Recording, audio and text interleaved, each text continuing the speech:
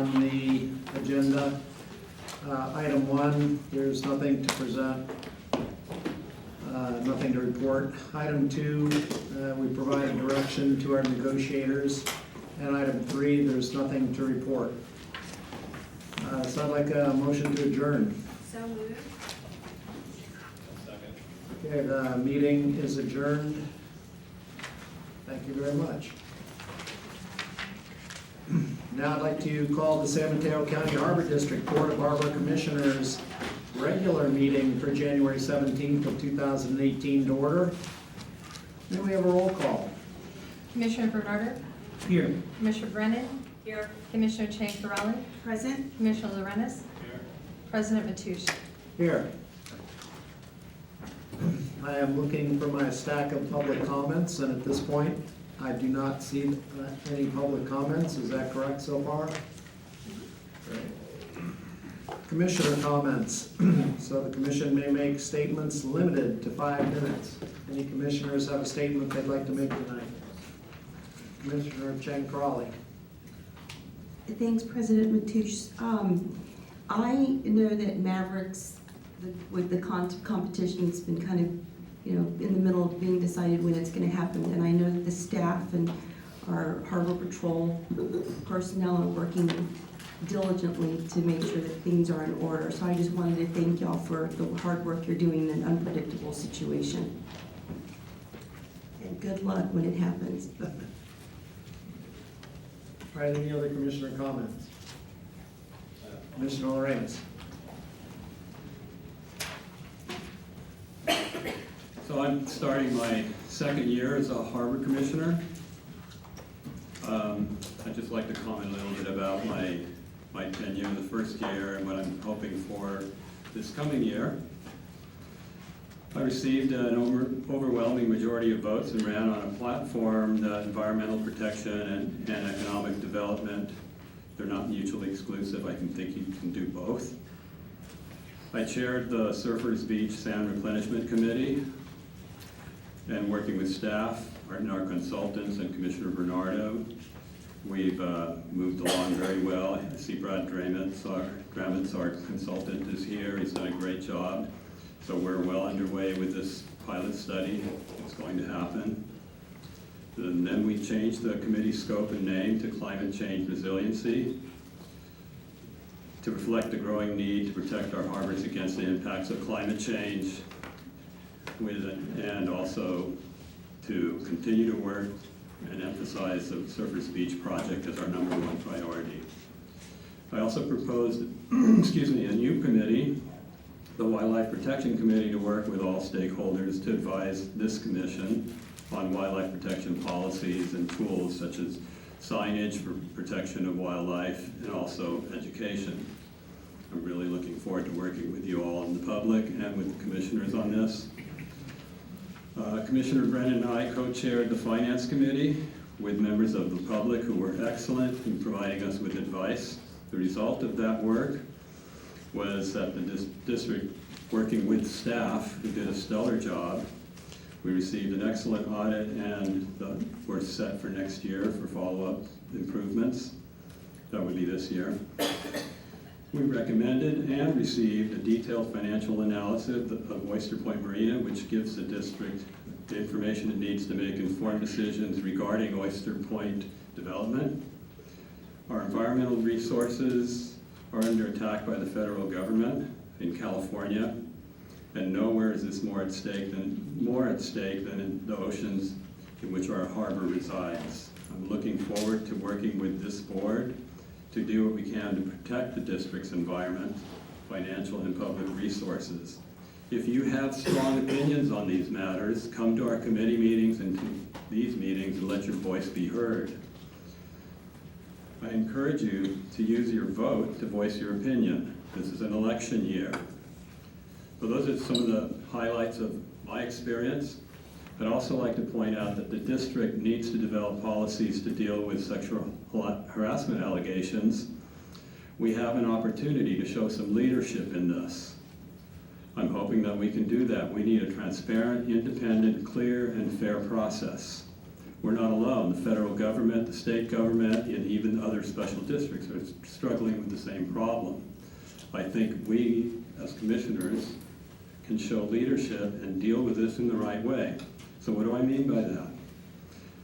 I think we need an independent organization to do the investigation. Right now, the way the policy works, we have district council doing this. It's not fair to anyone.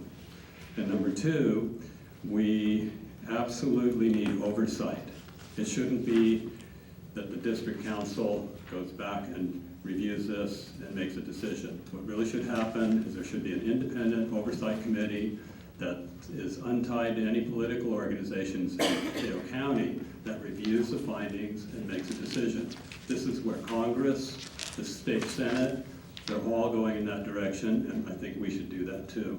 So one of the things that I'd like to see this year, and sooner the better, is that we establish a policy like this so that we can get over this. Okay, thanks. That's it. Any other comments? Yeah, I have a comment. And before I start, I'd just like to mention that I'd like to pull items 3 and 4 off consent. So I'm going to start my comments. I apologize for reading because I know that can be kind of tedious in public meetings, but it's the only way I can get this in. I'm going to read a letter that I sent to the Harbor Commissioners this evening for this meeting.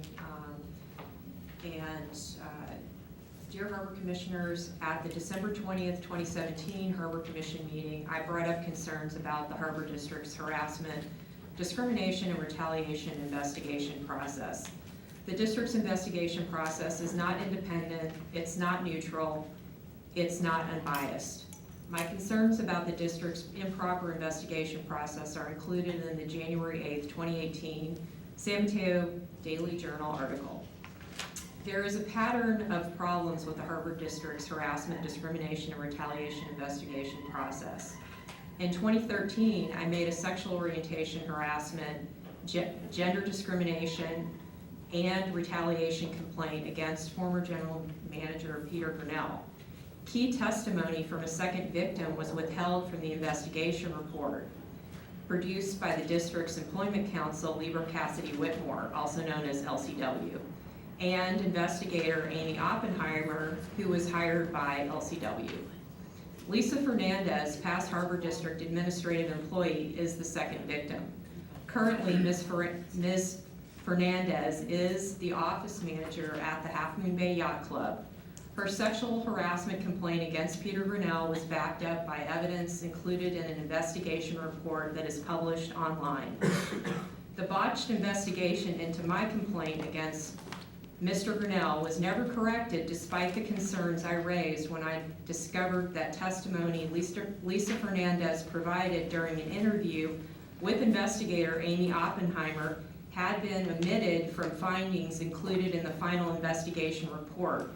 I was very disheartened by the cover-up and responded by requesting a new independent and unbiased investigation.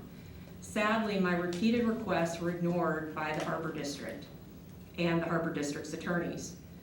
Fast forward to my 2017 complaint against President Mateusz. In 2014, Tom Mateusz invited me to go on an all-expense-paid safari hunting trip to Tanzania, Africa. A few weeks after the travel invitation, Mr. Mateusz sent me an extremely pornographic email with the subject line, "My last vacation photos." The email included 9 demeaning images of women, including an image of a woman on all fours groveling in the sand, naked, at the beach, and a photo of 2 women on a chaise lounge chair, both in spread eagle positions with sandy handprints on their naked bodies. I confronted Mr. Mateusz about the invitation and the email. President Mateusz removed me from multiple standing committee assignments and the Oyster Point liaison group. I'm not currently serving on any active committees. President Mateusz recently also voted against allowing the board to hold committees of the whole, thereby blocking me from participating at all committee meetings and the Oyster Point liaison group. President Mateusz has also repeatedly blocked me from contributing agenda items at regular board meetings, President Mateusz blocked me from being an officer on the board. In 2017, he voted against me for every officer position on the board. President Mateusz said during the August 16, 2017 Harbor Commission meeting that he was removing me from the Finance Committee because, I quote, "actions have consequences." This is on the meeting video. President Mateusz has made threats towards me in person and on the phone, telling me to watch out and saying that more bad things are coming your way. The 2017-18 investigation process. The following email quotes are from Mary Topliff, the investigator hired by Stephen Miller, General Counsel for the Harbor District. December 5th, 2017, Mary Topliff says, "Finally, you asked whether my unredacted fact-finding report will be provided to the board. I have passed along your inquiry to the district, and either Steve McGraw or Stephen Miller will respond to you directly." December 11th, 2017, Mary Topliff. The issue of the handling of my report is not up to me, but I believe that Stephen Miller will be getting back to you on that. Here's an email quote from Stephen Miller. Please note that to date, this is the only information I've been provided regarding how the investigation is being conducted. December 8th, 2017. When the investigation is complete, we will advise the entire commission as to how the final report will be distributed. The decision will not be up to the investigator. Anytime you choose to wrap it up will be fine with us. I'm almost finished, so if you don't mind letting me finish, this is important to me. The decision will not be up to the investigator, Stephen Miller said, but will primarily be up to me. I asked Mary Topliff if she was going to conduct interviews regarding the culture of harassment, retaliation, and discrimination at the Harbor District. Ms. Topliff said no.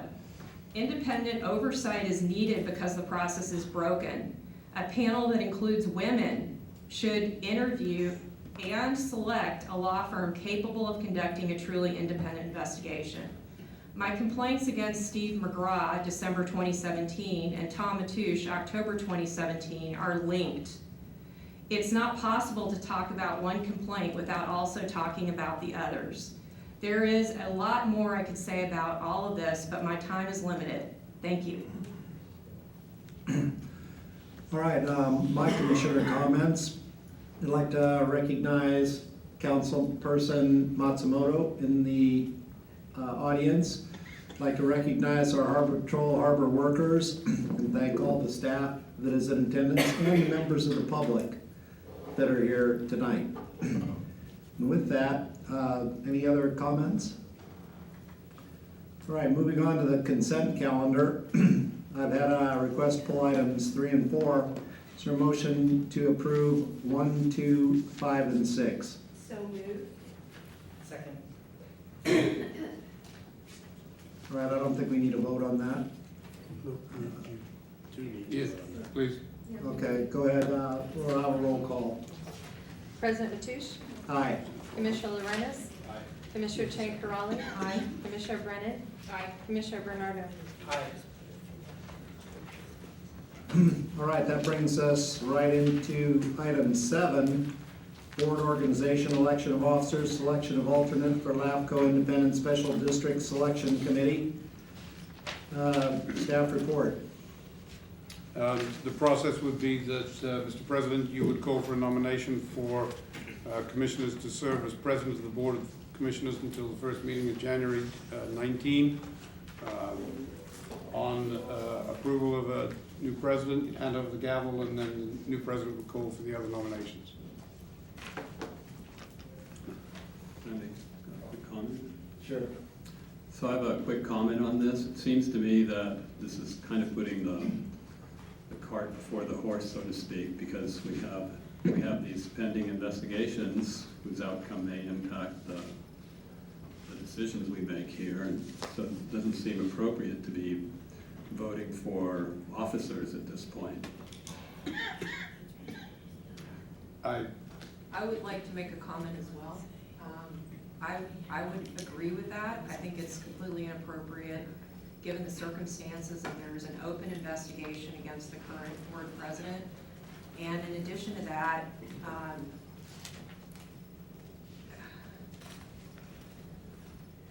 I think that the current board president should step aside.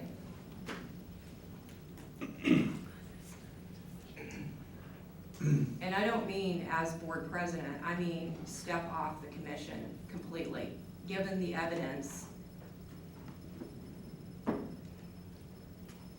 In addition to that, he also should have already stepped aside as board president and allowed the vice president to take over as president until the investigation is complete, at the very minimum. Okay, is there a nomination for someone to serve as president of the Board of Harbor Commissioners until the first meeting of January 2019? I'd like to make a nomination. I'd like to nominate Virginia Chancarelli. Okay, I'll second that. Can we get a roll call? Commissioner Bernardo? Aye. Commissioner Brennan?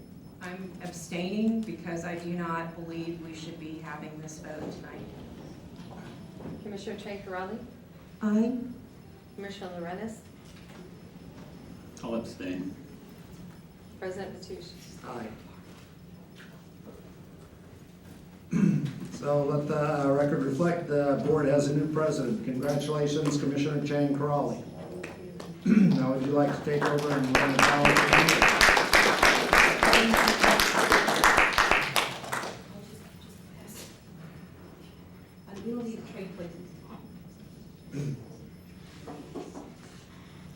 Thank you. I'm honored and I'm excited to serve as we go through the next year with a lot of big issues on the table, including our contract negotiations with our bargaining units and dealing with some really exciting things, including the Mavericks competition, which hopefully will be called very soon.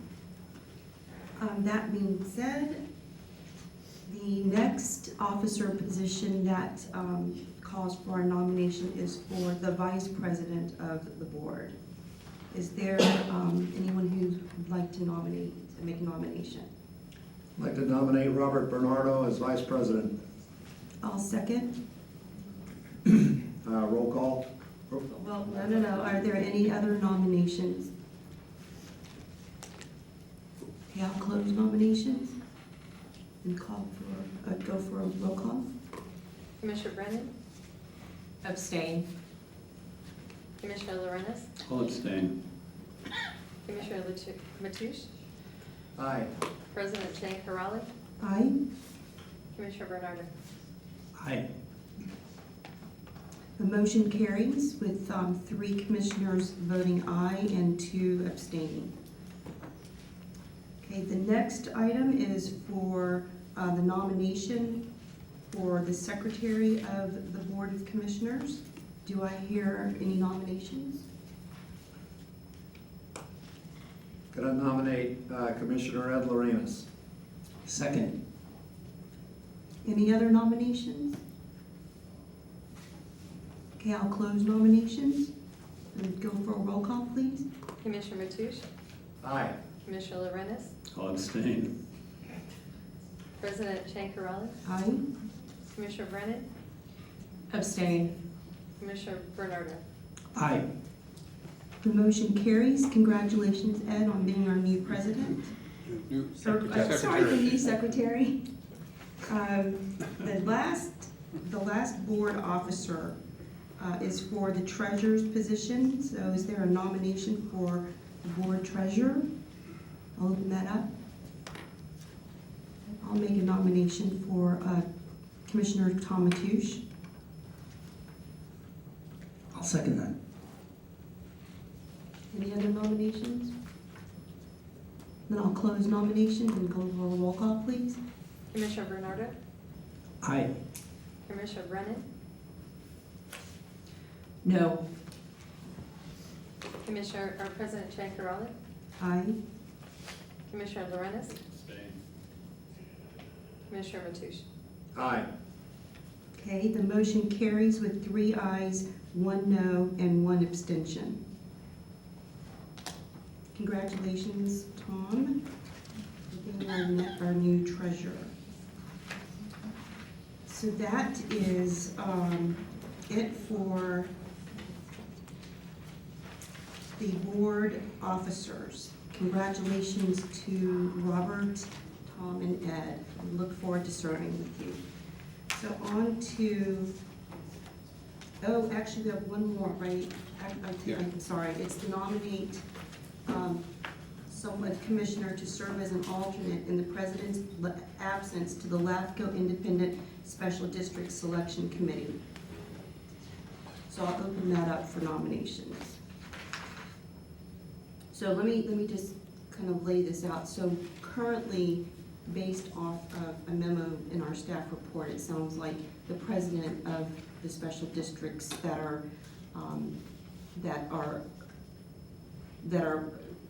involved with this selection committee will be serving. So but in case the president cannot serve, we are required to elect an alternate to serve in my absence. If I could, Yes, one minor please. point of clarification. Sure. According to the government code, the president is the representative. Right. The commission is not required, but may elect an alternate. Okay, well, we have it on here. I would actually like to elect an alternate just in case. I mean, I plan on being the representative and serving, but just in case there is an absence that prevents me from serving, I would like to have an alternate as a backup plan. So is there a nomination? Well, I would like to nominate Tom Mateusz as the past president to serve as the alternate for this LAFCO Independent Special District Selection Committee. I'll second that. Any other nominations? Okay, roll call, please. Commissioner Bernardo, Aye. President Chang Corrali, Aye. Commissioner Mathush, Aye. Commissioner Lorenz, Abstain. Commissioner Brennan. No. Okay, the motion carries with 3 ayes, 1 no, and 1 abstention. Thank you. On to item 8, which is the committee review and assignments. And honestly, I was not prepared to do this because I didn't know if I were going to be the next president, and I certainly didn't want to be presumptuous, but right now, based on what I've seen in our board packet, there is a calendar, a financial calendar. So the only committee that I would like to keep in place right now is the Finance Committee, which right now has Commissioner Mathush and myself on there at this point. And I would like to get your feedback from the other commissioners as to what you're interested in doing, and then we'll go through that assignment process for February. But so far, as of now, because we're dealing consistently with the financials of the Harbor District, I'd like to keep the Finance Committee intact. Any other feedback?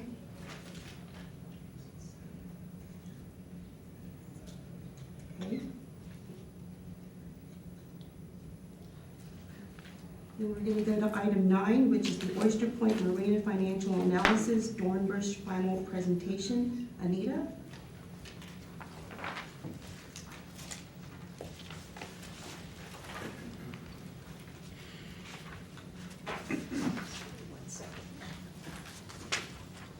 Okay, good evening, commissioners.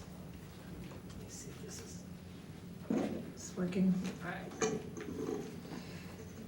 Good evening, commissioners, and congratulations to all of you that have been elected for office. This staff report is related to the Oyster Point Marina Financial Analysis. The San Mateo County Harbor District engaged Dornbush Associates to perform a financial analysis of the Oyster Point Marina at the request of the San Mateo County Harbor District's Finance Committee. The primary objective was to analyze the financial implications of undertaking capital improvement projects and their relationship to the existing joint powers agreement with South San Francisco and any potential new agreement. A draft report was prepared by Dornbush and was presented to the San Mateo County Harbor District's Oyster Point Marina Committee on October 31st, 2017, and to the Board of Harbor Commissioners on November 15, 2017. The following factors are among those considered in the report: the existing JPA terminating, and actually there's a typo in the staff report. It's not 2016, it's 2026 that the existing joint powers agreement is going to terminate. The other factors considered for the report was docks at Oyster Point Marina needing repair and replacement. Should the district negotiate a new agreement with South San Francisco? And if so, what should be the term of the agreement to address necessary capital improvements? Additional direction was provided by the Board of Harbor Commissioners at the November 15, 2017 board meeting to Dornbush. This direction included such items as the possibility of an economic downturn, in other words, a worst-case scenario, and a hypothetical management contract between San Mateo County Harbor District and South San Francisco. We have Casey Cornwell here, again from Dornbush, who has prepared a presentation, and I will turn it over to him at this time. Just want to say that there are no policy implications. The funds are budgeted for this, so there's no fiscal implications, and our recommendation from staff would be to receive the presentation from Dornbush and adopt the final report as presented. All right, so as Anita mentioned, I presented initial findings at the November commission meeting. Just coming here to present updates to the report that we've completed since then. And just to give you a brief overview of the project that we were working on, primarily we were tasked with performing comparative financial analysis of two primary scenarios. The first one would be that the district wouldn't undertake the capital improvement program at Oyster Point, but they would continue to maintain the marina, and the JPA would expire in 2026. The second scenario would be to undertake the capital improvement program that primarily consists of dock replacement. And then we were going to determine the appropriate extension of the JPA that would allow for the full amortization of this investment. So we're really comparing the cash flows in a financial model between these two scenarios. So the improvements in revenue and cash flow associated with basically the CIP, which is basically replacing docks primarily. As Anita also mentioned, our expanded scope since November was to look at a worst-case scenario in which there was an economic downturn or some other factor that would cause a decline in occupancy. We also looked at a scenario involving a hypothetical management contract between the district and South San Francisco. The structure of this would be that the district would continue to manage the marina, but that South San Francisco would be responsible for capital improvements going forward. And the third thing we were asked to change in the report was just how we presented some of the numbers. So the accounting system, there was new audited 2016 data that was available that we entered into the report, and there was preliminary 2017 data also available that we put in there. And we also converted all of our tables into the enterprise and public accounting system that's being used by the district now, which was a changeover from previous years where all expenses were kind of lumped together. So we changed all of those tables in the report as well.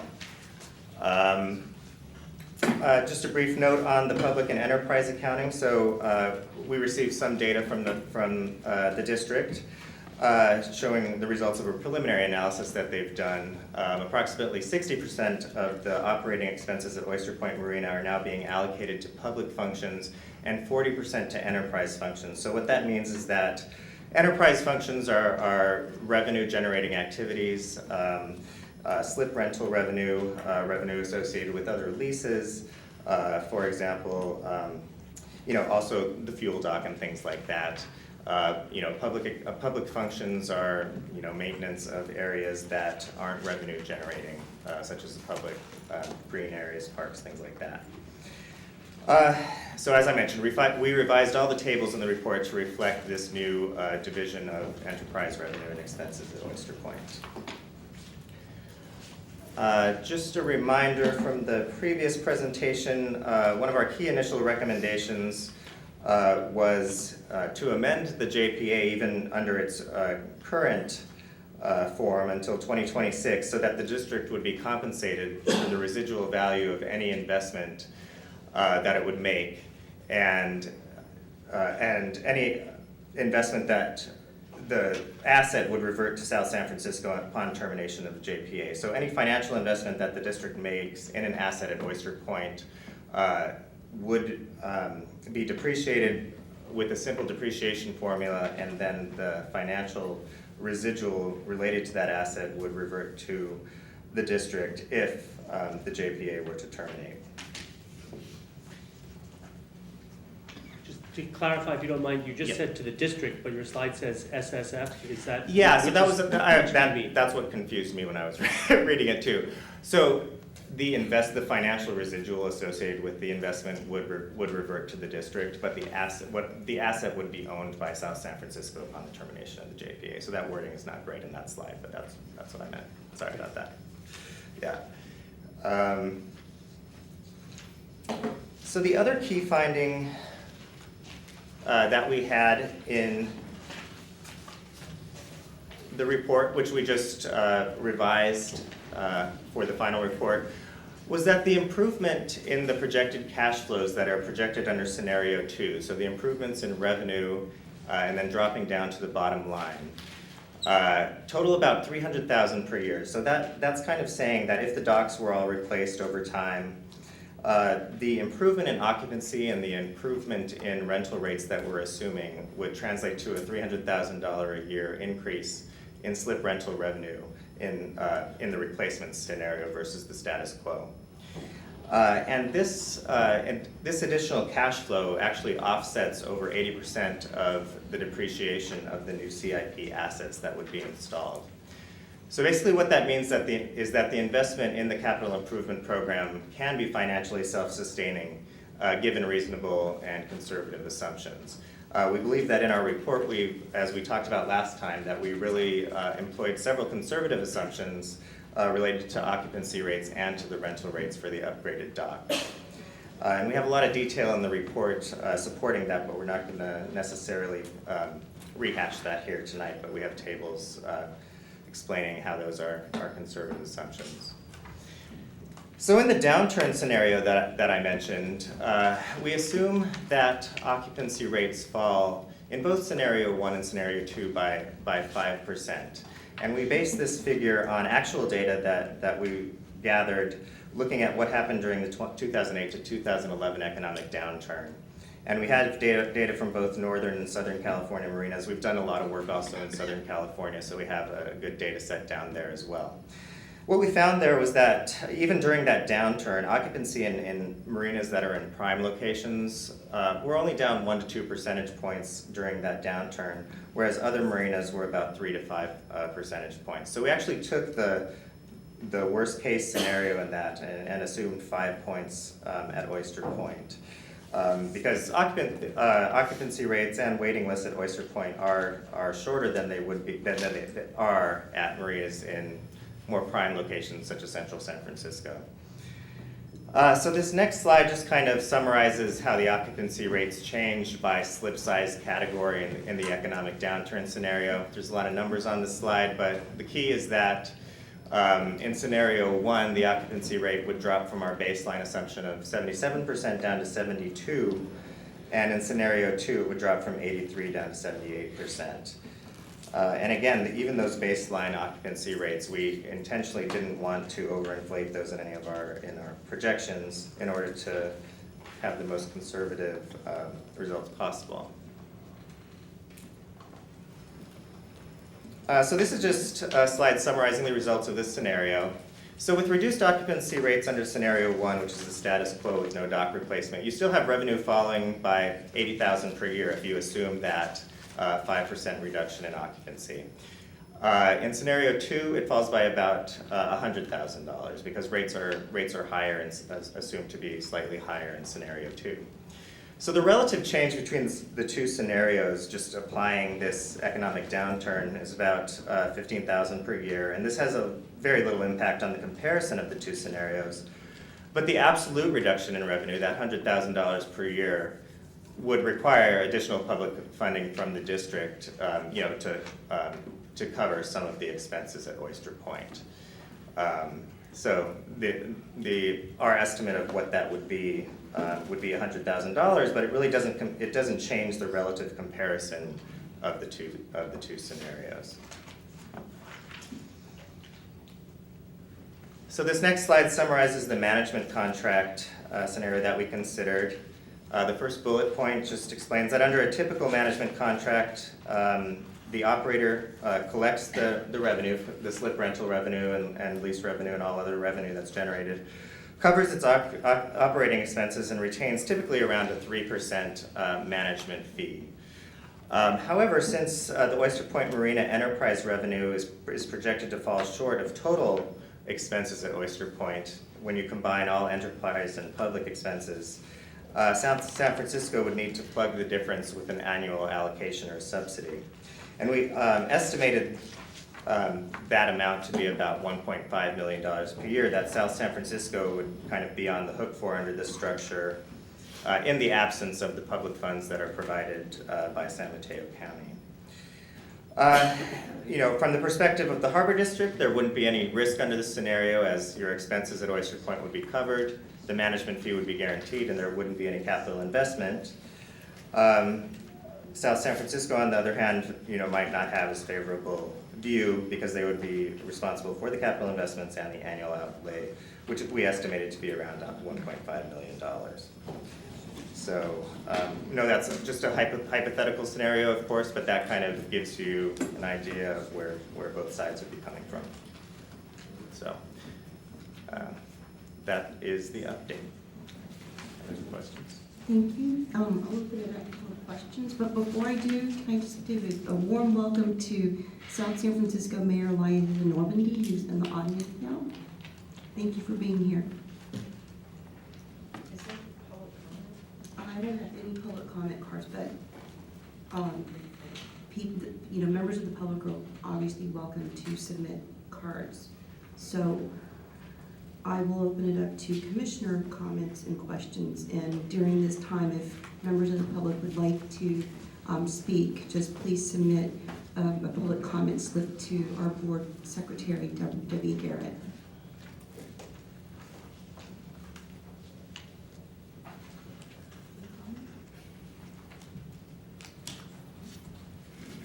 I'd like to thank you for all the work you did on this. Direction to the commission was to receive the report. The report has been received.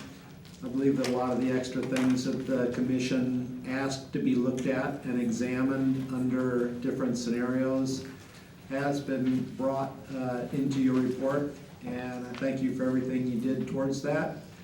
And as usual, San Mateo County Harbor District looks forward to working with a beautiful, successful, and vibrant Oyster Point Marina.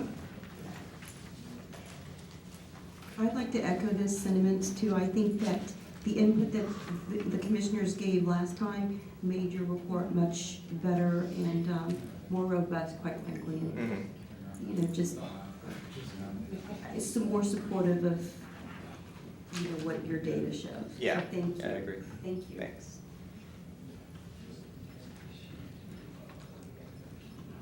I would like to just echo what my colleagues said. Thank you for such a thorough report, and I like the downturn scenarios as well. I thought that was very interesting. Thank you. Yeah, I have some questions and comments, and I also thank you for your report and appreciate the additional things that were added. It's helpful, and I think it better reflects what the Finance Committee initially was hoping for, so. Okay. The one area where it doesn't match up with what was discussed in a number of Finance Committee meetings with the public is more of a comparison between why would we want to do this versus put money towards Pillar Point Harbor, so it lacks a comparison so that we can assess where is the district's money best spent. We only have so much money to put towards capital improvements, and that's lacking. But I also know that we didn't focus as much on requesting that at the last meeting, so I understand why that's not in here, and I know that would take, maybe that would be third version of this report or a separate report. I don't know how you would want to do that, but it would be, I think, really relevant and important for the district to consider, you know, from a business perspective and from an advocacy perspective for the public's funds, where it makes the most sense to improve and to develop more lease revenue opportunities, so on and so forth, where we have, you know, the most potential for investment that's gonna reap the best benefits for the public from a public access standpoint and also recreational standpoint. You know, that piece is so important to this district. It's like you know, it seems like the obvious next step. Is that something that you guys gave any thought to? I know it's mentioned in here in a few places. Yeah, I mean, it's always something that I believe would be very useful, like looking at the public benefit. We've talked about that in a couple of meetings, but we never felt that it made sense as part of this work scope. I mean, it is, like you said, it's a much broader effort, and we're focused just on Oyster Point. And it just given the scope of this report, we didn't think public benefit fit in, so that was never one of the tasks that we talked about. Mm-hmm. Do you have any specific reasons why you didn't think it was useful for public benefit to be considered?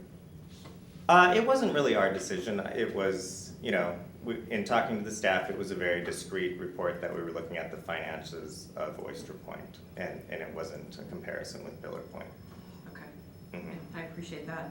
I did have a few specific questions about the report. By the way, the green is really hard to read. The green highlighting, I don't know where that came from, but it's so dark that There's actually a clean copy on the website, and Debbie has hard copies. The only reason we decided to include the highlighted version was because the green, I do understand it's hard to read, but online it didn't seem hard to read. Yeah. It actually shows you what the changes are from the last report. Well, I appreciate that. Yeah. I think that was a good idea, that maybe next time we could use yellow or something like that. I know, I agree, it probably reads great on the website. But anyway, let's see. So I noticed that the data is like 6 months old. Is that, where are we at with like how old the data is on, let's see where I've got my notes on that.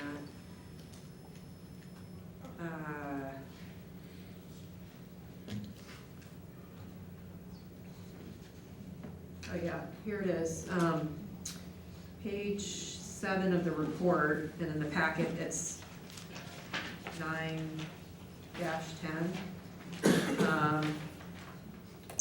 Item 9, page 10. It says here, Exhibit 4, Oyster Point Marina existing slips occupied July 2017.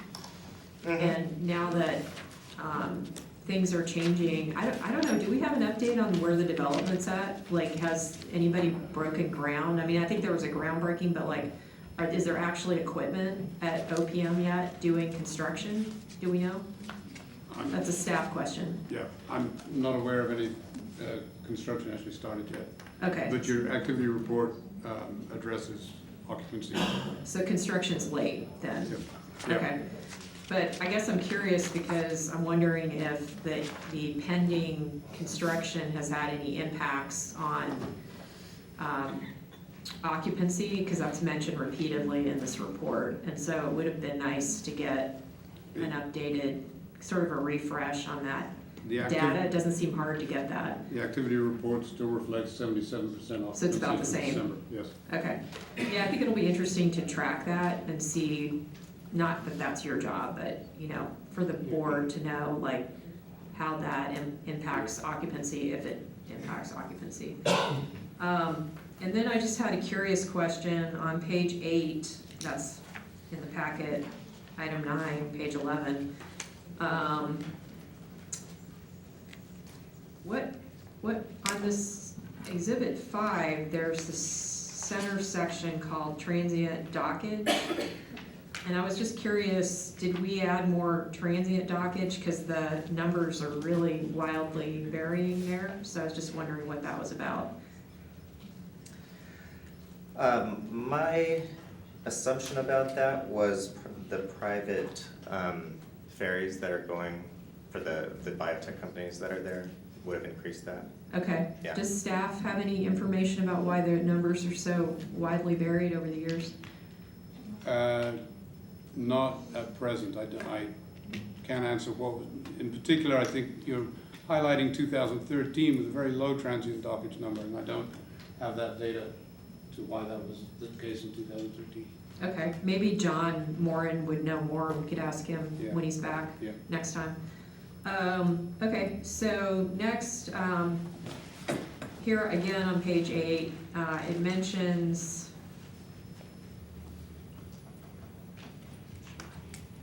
Fathom Marine pays a base rent of $2,000 per month. Fathom is the company now running the fuel dock, is that right? Correct. Okay, so they're paying us $2,000 a month, so that's $24,000 a year.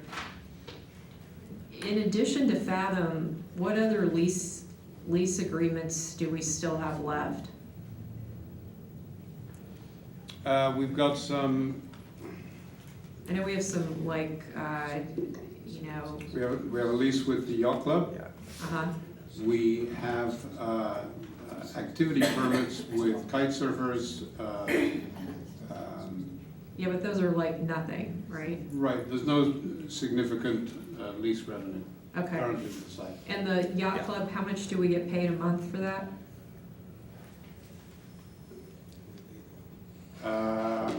Isn't that like, Less than $500. we get paid less than $500 a Yes, I month for do. that building? I don't remember the exact details. Uh-huh. So we've got then, $2,500 a month coming in lease revenue now? Does that sound about right? Roughly? Yes. Wow. Per month, 2,500 per month. I'm just making a note, okay. So one thing that I noticed wasn't in here is CIP projects, and I thought you had a reason, or are they? Did I miss that? There's a list of them. Yeah, at the beginning of scenario 2. What page? I'm looking for it.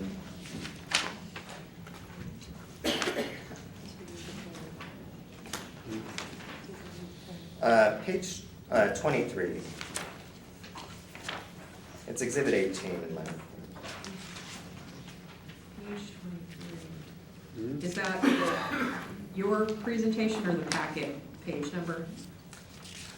Well, there's It's in different numbers. my report page number. 24, Is page it- 24. Oh, 24, I see that, okay, now I see it. Is the replacement of the fuel tanks that the Cal EPA has told us should be happening ASAP in here?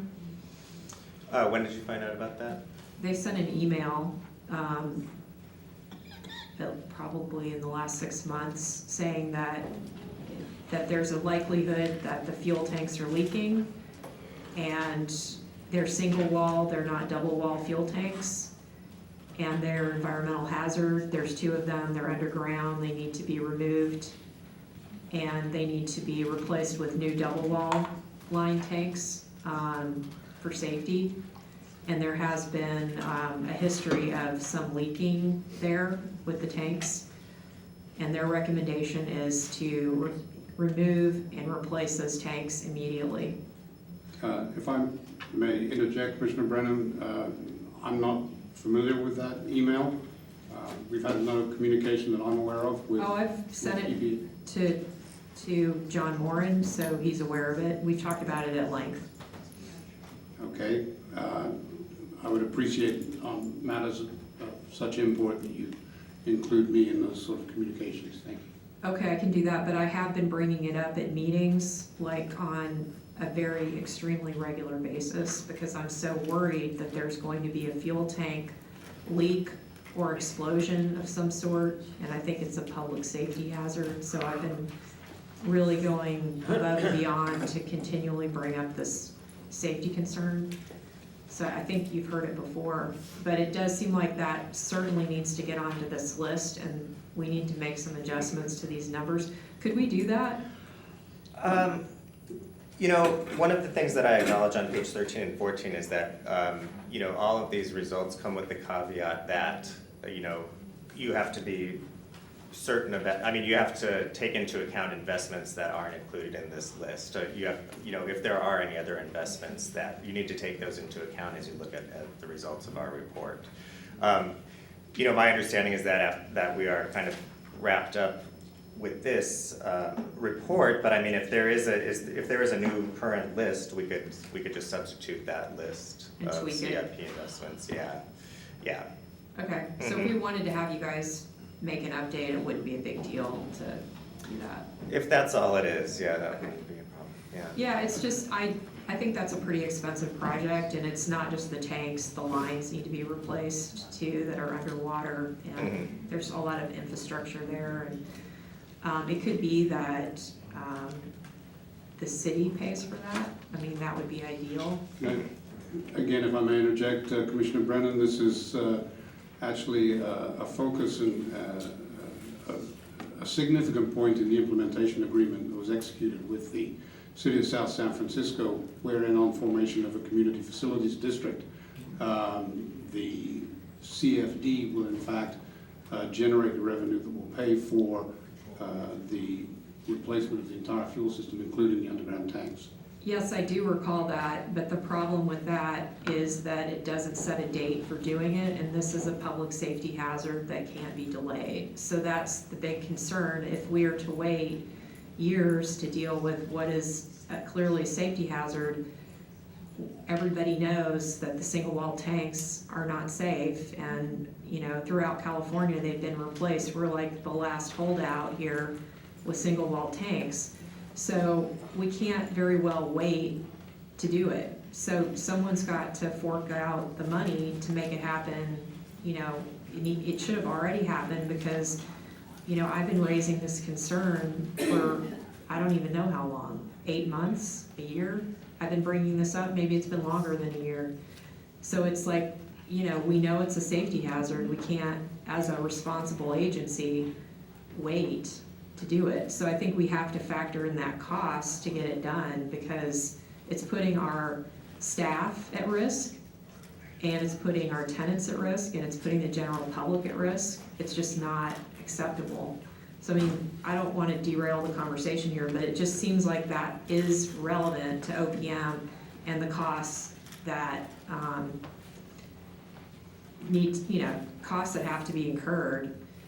I don't know how it's gonna get paid, but somehow it's gotta get fixed. Maybe there's grant money, but it doesn't seem like we have any time to waste with that either. You know, we should have already applied for grants if we were going to do it. Anyway, I'm gonna keep going.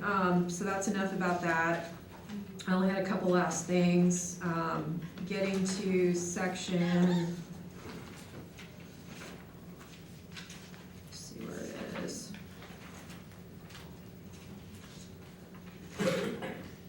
N, which is page 39.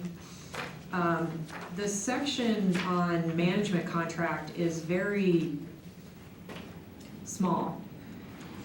And so I wonder, you know, after we kind of made a big deal about wanting to include that at our last meeting, why it wasn't more developed and why it was so limited. From my perspective, management contracts are pretty straightforward. Okay. And I think the key that we just wanted to show was kind of the magnitude of the shortfall that would have to be made up by South San Francisco, and that's what's shown in Exhibit 37. So there were those financial calculations, but I mean, you know, as a manager of a marina, if you were operating under a management contract, you would just be, you know, reporting your expenses. Typically your enterprise revenue would cover all of your expenses. There's more public expenses here, so that's not the case. So after paying off all of the expenses and for example, a 3% management fee, South San Francisco would have this $1.4 million shortfall. Would you, since this section is so small and this is what we paid you guys to add, would you mind reading it, or I could read it, whichever you prefer? You can go ahead. Okay, so, is that Okay, I mean, I think it's pretty important because this is why we asked for this revision. N, which is called Management Contract Alternative. An alternative to extending the JPA would be for San Mateo County Harbor District to operate under a management contract with the city of South San Francisco. Under a typical management contract, the operator collects revenue that it uses to cover its operating expenses, and it typically retains 3% of the revenue as a management fee.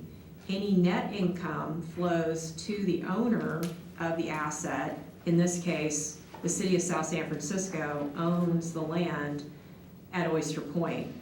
The San Mateo County Harbor District does not own the land at Oyster Point.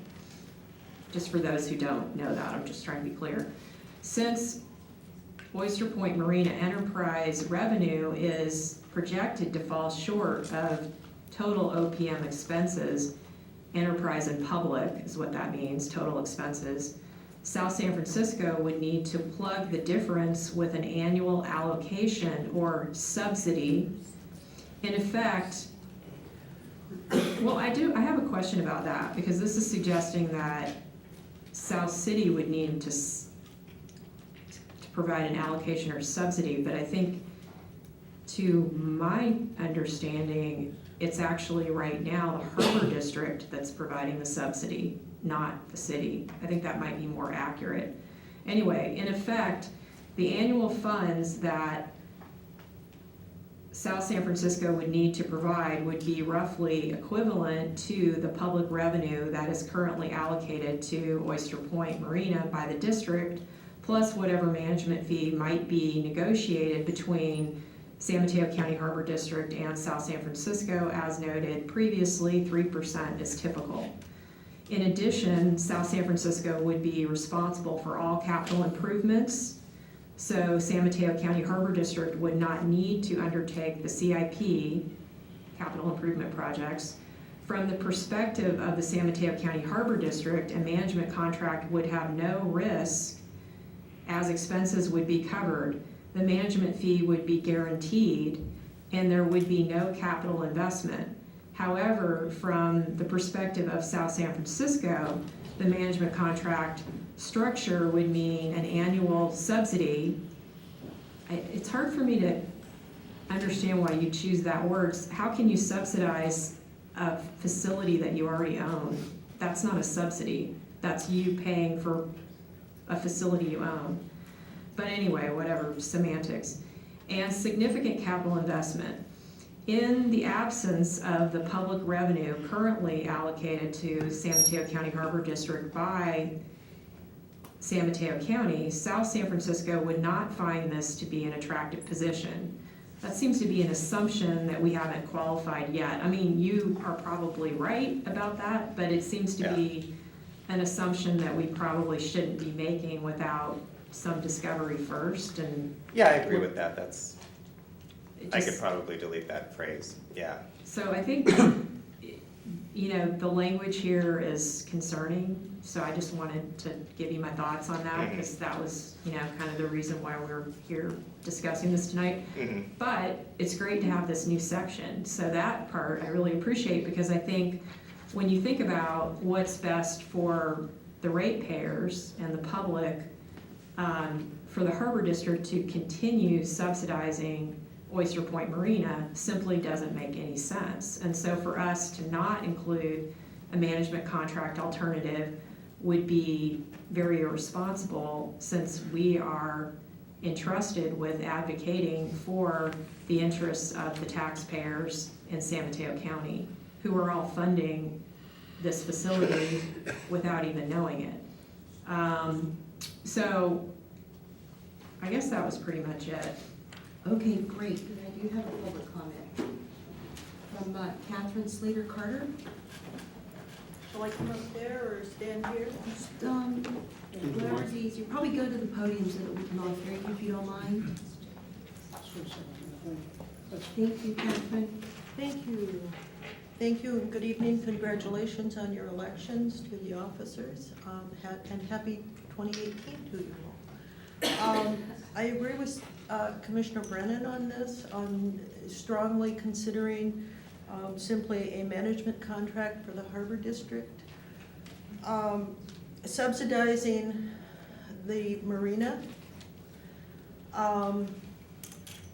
is like asking a person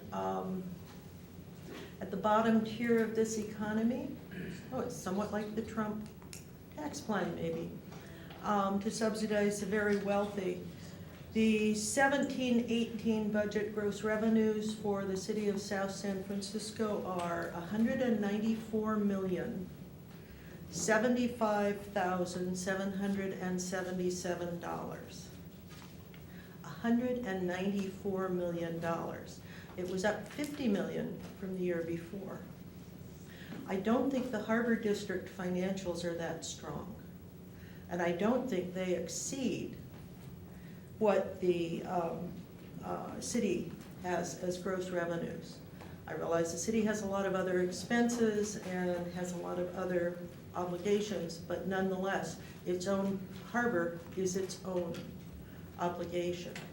And speaking as a resident of San Mateo County who grew up here and used the harbor at Pillar Point, I think the Harbor District spends its money best on taking care of a facility that is used by people not only throughout San Mateo County, but from all over the Bay Area. I have talked to people from East Bay, from Napa, from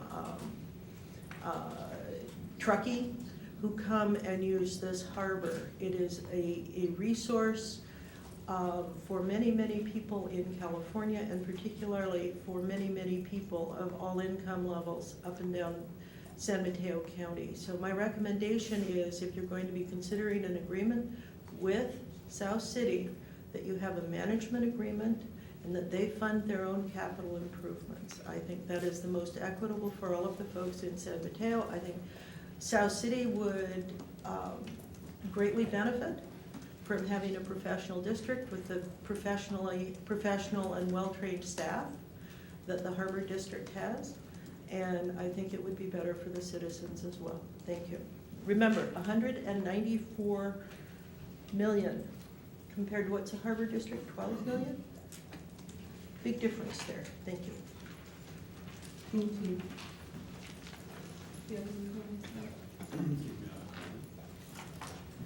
First, thank you for including all of this. It's very useful, and I agree with you, Catherine. One of the reasons we asked for a study on San Mateo County as a whole and how this would fit was exactly for the reason that Catherine stated. It seems obvious that from a point of view of all of the voters of San Mateo County, rather than just the ones that reside in South San Francisco, management agreement would be best, but it would be wise, I believe, to actually have a study that shows all the details of that, and then we would be making an informed decision. To just go blindly into this other arrangement seems the wrong way to go. And I appreciate you putting this information there because it's totally clear. $1.5 million investment. Thank you. Okay. Thank you. I have a couple questions after whoever else was here. So now that we have this little section on management agreement, but it doesn't give us a whole lot of detail, and we haven't looked at, how to deal with that. I would like to know, what we can do as a district, and I think looking at, what's best for the residents of this county overall, and what types of resources the people of this county needs to be a consideration. And I think, this gets into the strategic planning that we're gonna be doing, I think, coming up later this month. I forget what day. When is that, Debbie? Next Wednesday. So next Wednesday, just for the public's knowledge, the board is having a what, special meeting? Is that? Okay, so we're having a special meeting, the public's invited to meet with our strategic planner for the very first time, so I hope people will show up. And it seems like that could spin off into a discussion where we need to better assess more of a comparative study of how to use our resources to generate more lease revenue. And so I would think, just kind of jumping ahead, that there might be a future need to kind of take this thing to the next level, to have it work and complement our strategic planning effort. And so I'm wondering if the staff is already thinking ahead to doing that and working with you guys, and if someone could speak to that point. Certainly, our future at Oyster Point will be a consideration as the board, I hope, as the board goes through the strategic planning process. And certainly the first meeting that you mentioned, Commissioner Brennan, next Wednesday at 6 o'clock at the Harbor District's office is going to be the kickoff to that strategic planning process, and looking, trying to start off with looking at some 2018 goals. Had not anticipated incorporating Dornbush and additional studies into that at this point. If the board wishes, of course, to direct us to make a management contract the primary objective of the negotiations that we'll be having with South City over the course of the next, well, we've got to start soon, then that's what staff will do.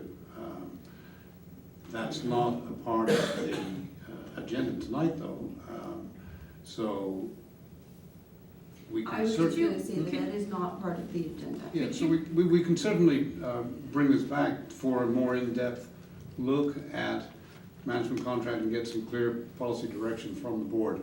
But could you clarify, one question that I have is, the board hasn't directed staff to negotiate in any particular direction, so what are you alluding to about that? That's absolutely correct. We haven't received any specific direction yet. And I will be looking toward bringing some items to the board for discussion at some point in the future. Could you start by doing that in the context of the strategic planning process? Because I think oftentimes we get kind of hit with stuff without thinking about it in proper context, and we're finally going to do this strategic planning, and we need to be looking at this in context with our strategic planning effort. So could you please bring it through that process? Well, I think that's not a bad idea. I think the strategic planning process is going to probably bring up a lot of issues, and so what I'm hoping that you'll do, Steve, is to just bring a list of things that we've talked about already, and even some of the things from last year, and just bring those issues up so that we can discuss them at next week's meeting. Yeah, and I think this But report... it doesn't have to be specifically just only this. No, of course not. So, there's a lot to... yeah, so why don't we move forward with that, and do you have another thing, really? Because Robert's been waiting patiently. I just have one last thing, but Robert, you go first. No, go ahead. Just, now that we know that it's, according to this report, the process for developing a management agreement is pretty simple. I mean, that's what I'm hearing, that they're pretty basic. Could we look at some examples of management agreements that other agencies have so that we can see what that looks like? That would have been, that's not appropriate to attach to this report, I suppose, but it would be helpful to get a better understanding of what those look like. I would love to see some examples. Well, I think that is not a bad idea, but I think that that can be brought to the strategic planning meeting. That would be fine. Absolutely. Thank you. Robert? Thanks, Yeah. Sabrina. Yeah, I'd like to make a motion to receive the presentation from Dornbush Associates and adopt a final report as presented. Second. I'm gonna close public comment, I have no more public comment cards. Any further discussion? I think we've got direction on what to bring back for the strategic planning committee meeting next week. Okay, roll call? Commissioner Bernardo? Aye. President Corrali? Aye. Commissioner Matoush? Aye. Commissioner Lorenz? Aye. Commissioner Brennan? I'm gonna vote no, even though I think this report is great, just because I was hoping we could edit that one section that I talked about, and so I was hoping to do those edits. I mean, can I make an amendment to just make a couple of changes in that language? Amendment to the motion? You can, but I think Robert has to accept that, and then we have. Shall I make the amendments, you know what I'm? What are the amendments? I'm sorry, what are they? Just the last sentence where it says, South San Francisco would not find this to be an attractive proposition. It just seems like we could make that a little bit more formal and less assumption-oriented. I think I could just drop that. Yeah. Just delete It it. just, I would just Can we delete Yeah. it? If we delete it, I'm okay with that. okay, and then the other thing was,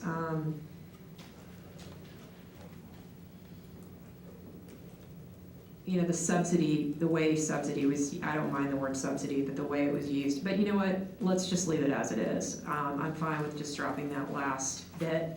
Ed, did you have anything you wanted to change? Okay, thank you. Okay. So, Yeah, I'm okay with that. so we'll amend. Deleting the that motion. last.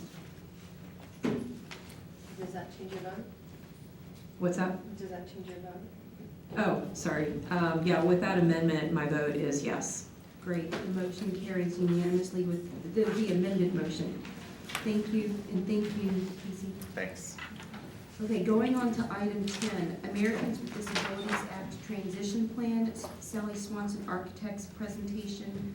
I know this is from John, but he's not here, so who? Thank you. So stated in the, you hear me? You guys haven't used one of these before? Am I loud enough? Okay, thanks. It's stated in the provided staff report, based on recommendations. You can't hear me, you can't. I have a habit of being too quiet. I'm sorry. Sometimes. Who are you? I don't think sorry I've met you. My name is Rebecca. Rebecca McCoy. I am the district planner analyst and also the ADA coordinator for the district. Okay, maybe we have met you, but nice to Yeah, meet you. Thank you. So I'm gonna try to do this loud enough. Is that better? Okay. Yeah. Okay, I'll try not to yell. So as stated in the provided staff report, and based on recommendations from the district ADA consultant, Sally Swanson Architects, the staff has improved accessibility to several public services, including but not limited to the district website, public documentation, and administrative access. District staff will return to the board for consideration and approval of proposed projects addressing ADA challenges identified in the final ADA self-evaluation and transition plan.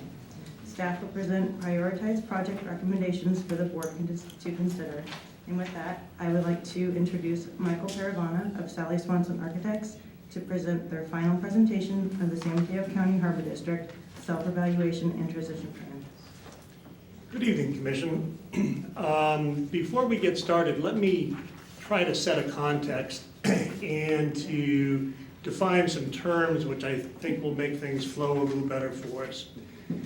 The context is simply that the Americans with Disabilities Act of 1990 signaled a significant change in how we in this country deal with an emerging population of persons with disabilities. The United States Department of Justice now estimates that there are 57 million Americans with disabilities. The percentage is higher in California because California has a broader definition of disability. And in effect, what this does, it makes it incumbent upon us to look at virtually everything we do to ensure that we're operating in a discrimination-free fashion. And so that brings us to me pushing too many buttons at once. There, the self-evaluation process. The self-evaluation is not the brick and mortar piece. The self-evaluation is an analysis of all policies, practices, and procedures, or programs, services, and activities to ensure that no discrimination is found. And in most cases, when we're doing analysis, we find that when there's discrimination, that it's unknowing, that people don't realize what an operational system does in terms of its impact on people with disabilities.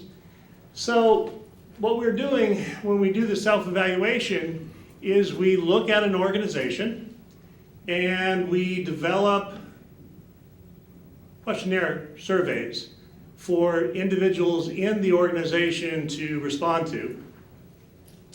And we look at that in conjunction with the ADA Title II regulations and technical assistance manual. And we develop a report. And the report will have findings and recommendations. Sometimes the report will have notes or suggestions about promising practices that may help create seamless access.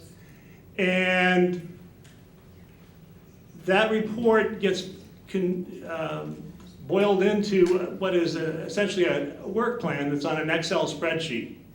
So the district can go through that Excel spreadsheet, which I believe is really the key to the self-evaluation component, look at the action item, look at who they want to assign it to, track the progress made towards making the changes that are necessary, and, very importantly, documenting good faith effort. That is the self-evaluation in a nutshell. And here is an image of the self-evaluation work plan that I was just alluding to. And you can see how, and a lot of different clients I work with want to modify that top data categories to work best for their organization. But this essentially gives you an idea of how you can track the progress that's being made. It also assists us in creating a living document. I can't tell you what new ADA regulations will be. I can't tell you what case law will develop and change what we're doing tonight.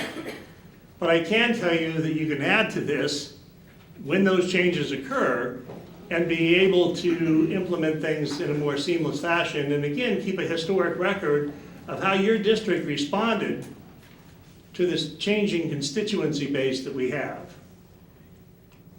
And now we go on to the transition plan. The transition plan is the brick and mortar. Many times people look at ADA and they stop with the transition plan. They think, well, if we have a ramp that's accessible, we have restrooms that are accessible, we're there. Nothing could be further from the truth. The transition plan is something that contains 4 elements.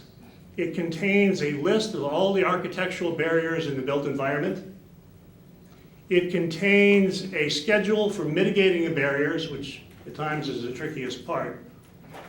It contains a method for how the barriers are going to be mitigated and names a person from the district responsible for administering the plan.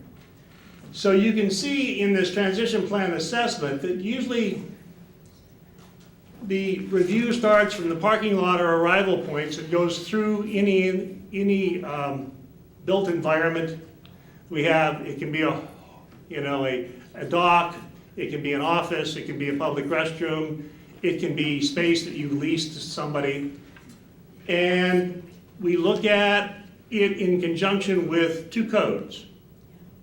The ADA 2012 Accessible Design Standards and Title 24, which is essentially the California Building Code. We must apply the most stringent standard or we're not compliant with ADA. And that brings us to a database. And the database is so important, and it's important because it tells you everything that's out there right now. It's critical to keep it current. As you do capital improvement projects, this must be updated. As you do some maintenance items, this must be updated. If it's not, the work that has gone into creating this database, the financial resource that's gone into creating it can easily be wasted. And it becomes very difficult for the district then to prove its good faith effort in terms of managing its ADA responsibilities. And the database is organized in such a way that it can, different kinds of elements can be searched and grouped together. And if you want to change the hardware on your doors, you can find all the hardware in the door, find out how many doors under the control of the district, and be able to pull those out and hopefully buy in volume. You can see the pictures as appropriate of the various kinds of barriers that staff found. And as you mitigate these, again, you've shown your good faith effort and you've adjusted to the new constituency base we have. So with that, questions? I don't have any public comments, so I'll open it up for commissioner comments or questions. I Ed? do have some, excuse me, I do have some questions.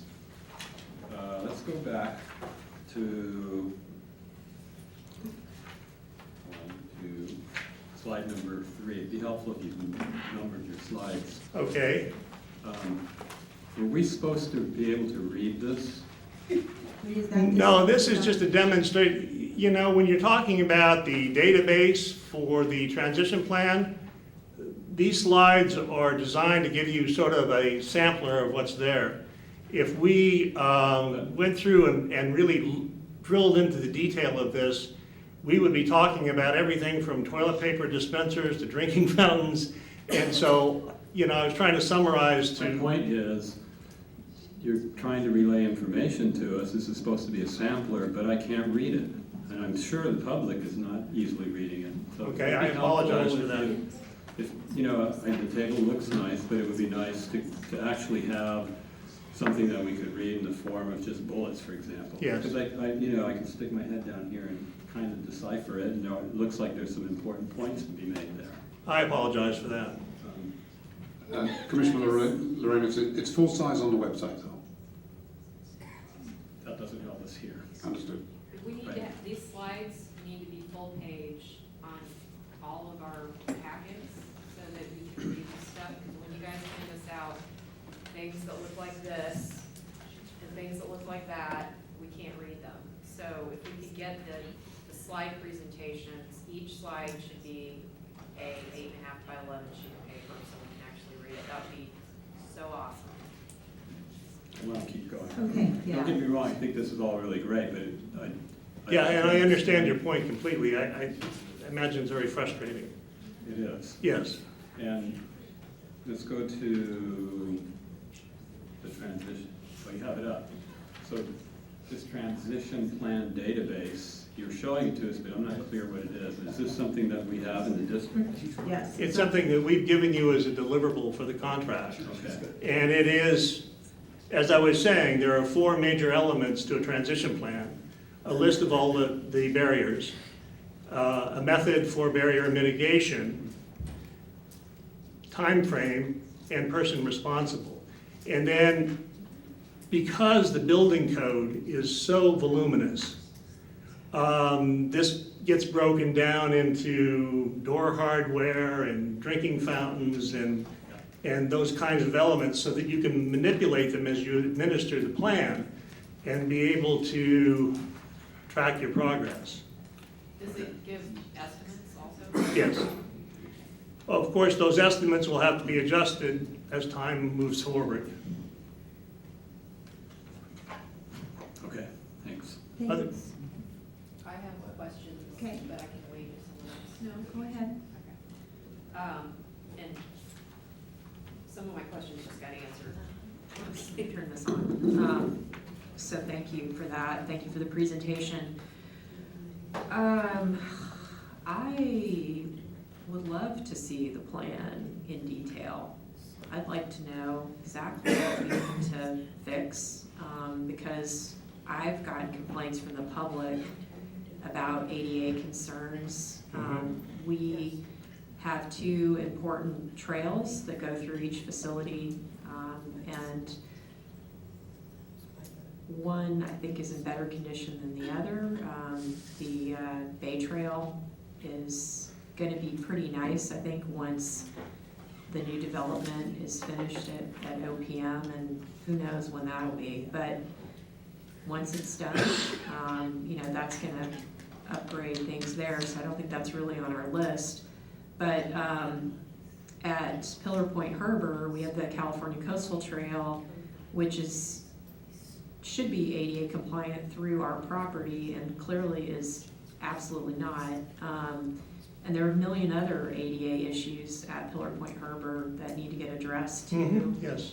So would it be possible to get a more detailed presentation? I know we can't do that tonight, because we didn't bring that, but would it be, I would, and, I'd like to know where, is it online? Is this thing online? Is it online? Or, I mean, we've submitted it to the district. We have the complete database. It's a voluminous document. Typically, there are thousands of pages. Is it a web platform? It's on FileMaker Pro, which is the database that it lives on. And now, again, we're talking about just the transition plan when I'm talking about the built environment. Could we get the link? And actually, Rebecca and I talked earlier today about the transition plan and getting that up online onto our website. We want to break it up into some multiple pieces, because otherwise, it's just a voluminous thing. We wouldn't want to do it as FileMaker Pro, because you'd need FileMaker Pro to be able to read it. So we could find a way of getting all of that information that shows the level of detail to which Sally Swanson Architects went in developing this plan. And then certainly as we do capital projects around Pillar Point, we are tying this back to this plan, this transition plan, so that we make sure that when we do a project, we can put a check mark against this curb cut or this ramp or something like that. The important thing is, I think you used the phrase earlier, it's a living document, and it's going to be updated, and Rebecca is our ADA coordinator, and so she'll be making sure that as we do stuff, we update that plan. So I just have a question about, how it's presented, the information. So it looks like, a web platform according to this picture. Is that in FileMaker? Like what this image we're looking at right now, transition plan database? Is that like a? Yes. What application are you using to look at this information? FileMaker Pro. So Rebecca, that's what you're using? Yes. Okay, so you have FileMaker Pro. We do, I do, yes. And the district has FileMaker Pro? How is the district looking at this information? Well, Rebecca is looking at this information as our ADA coordinator, and she has FileMaker Pro. I, for example, don't have FileMaker Pro. Rebecca are you a consultant? No, I've just been assigned ADA coordinator for the district. Oh, so you're now an employee? I have been, yes. Oh, well, congratulations. That was not explained, so thank you for telling us. Congrats. Okay, so then we do have... My apologies to the commission and the public for not properly introducing Rebecca when she started her presentation. Okay. That's my bad. Okay, so then we do have FileMaker because you're with the district now and you have FileMaker. I have FileMaker Pro. I have access to update all of our mitigated barriers, and it's not something we would want everyone to have. As you can imagine, we wouldn't want someone going in there and mitigating a barrier we didn't do. So based on the finalized ADA transition plan, which we have in a hard copy, and it is a very large document, but we can make it available. As we make progress with these barriers, I'll be updating the FileMaker Pro database, which is wonderful because as the codes and standards change and are updated, so are our barriers. So How would the public get access to this information? Because, this is all about, as you put it, discrimination. The public has a right to request these documents for up to 3 years after completion. And usually entities just say they're open, period, and they don't impose the 3-year restriction. Many times there's a problem because someone will say, I want X, and it may be 5,000 pages. And it's very appropriate, at least in my experience, to say, is there a certain part of this document that you're interested in? Because many times people don't want 5,000 pages dumped in their lap. They want to know about a certain element in a certain facility. So there's an interactive process that goes through to ensure that the public gets steered to where they want to be and gets the information that they're really looking for, and doesn't feel like they've just been dumped on by a volume of data. And obviously you can see that that's a challenge in summarizing it to this commission tonight because it is so voluminous. How many, you're making it sound like it's like a telephone book.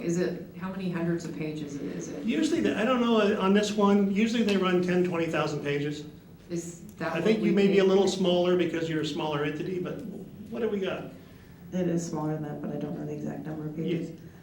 But the really great thing about the transition plan, the final report, is it's broken down by location. So that's a bonus to start. So if somebody really wanted to look into Pillar Point Harbor in particular, they could look at those barriers associated with that property. They're also categorized, and per barrier, there's the associated codes, an estimate of mitigation, and pictures, and it's very detailed, and it's one of the best reports I've ever seen. Wow. So it would be I'd be proud to have that available to anybody that wanted to look at it. And so could it be downloaded as a PDF file? Because from FileMaker, you can convert it. I think, yeah, we do something like that. We will get this information up onto our website, absolutely. One thing I don't want us to lose in the discussion about the technical pieces of getting the report out is you're going to be doing capital improvement projects. And it's important that the code, the database be updated as those capital improvement projects take place, because you'll get credit for improving the disability civil rights in your organization. Also, and I cannot possibly emphasize this enough, ensure that when you have a plan and construction is done and building inspectors sign off, that it's actually compliant with the code. We've had that problem before where we had to redo a project, so. Yeah, and it's a national trend where people don't get what they pay for. And I'm a member of the California Commission on Disability Access. We have put together a checklist to help people during projects maintain control of them so they don't end up in conditions that are inaccessible. And that website where that can be obtained free is ccda.ca.gov. So I just wanted to bring that point. It's hard enough to get the money once. It's really hard to get it twice. Yeah. What's our plan for maintaining it? Is that going to be Rebecca's project to do, or how are we going to keep it updated? Yes, that is part of Rebecca's responsibilities. Okay. That's great. This is very exciting. I'm really happy we have this. It's been a long time coming, and it's so important. And we do have a lot of people with disabilities. I've taken lots of photos of people in wheelchairs having a very challenging time, particularly at Pillar Point Harbor. So, I know what's the status of the sidewalk project, by the way? Because that was one of those projects that was supposed to be designed to help. So I don't want to get too sidetracked, because really the only thing is to receive and file a report. Well, should we bring this back to the strategic planning process? Because this seems to be really critical to our decisions with strategic planning. Well, I mean, Steve, if you want to add to your list this, you know, we can add that on there. And then, because I don't think the sidewalk project is not an agendized item that, this is really about the report. And I think that the report is quite good, and I'm glad that Rebecca's on board to help us with ADA issues. So, Could we make sure, though, that ADA is a component of our strategic planning so process? if you want to add that to your, Yes, and I think that would be in any strategic plan, that would Yes. be listed under one of those core values yeah, that we Okay. would want to reflect in everything that we do. Well, just to be specific, and I'll wrap it up because I see that the president would like to do that.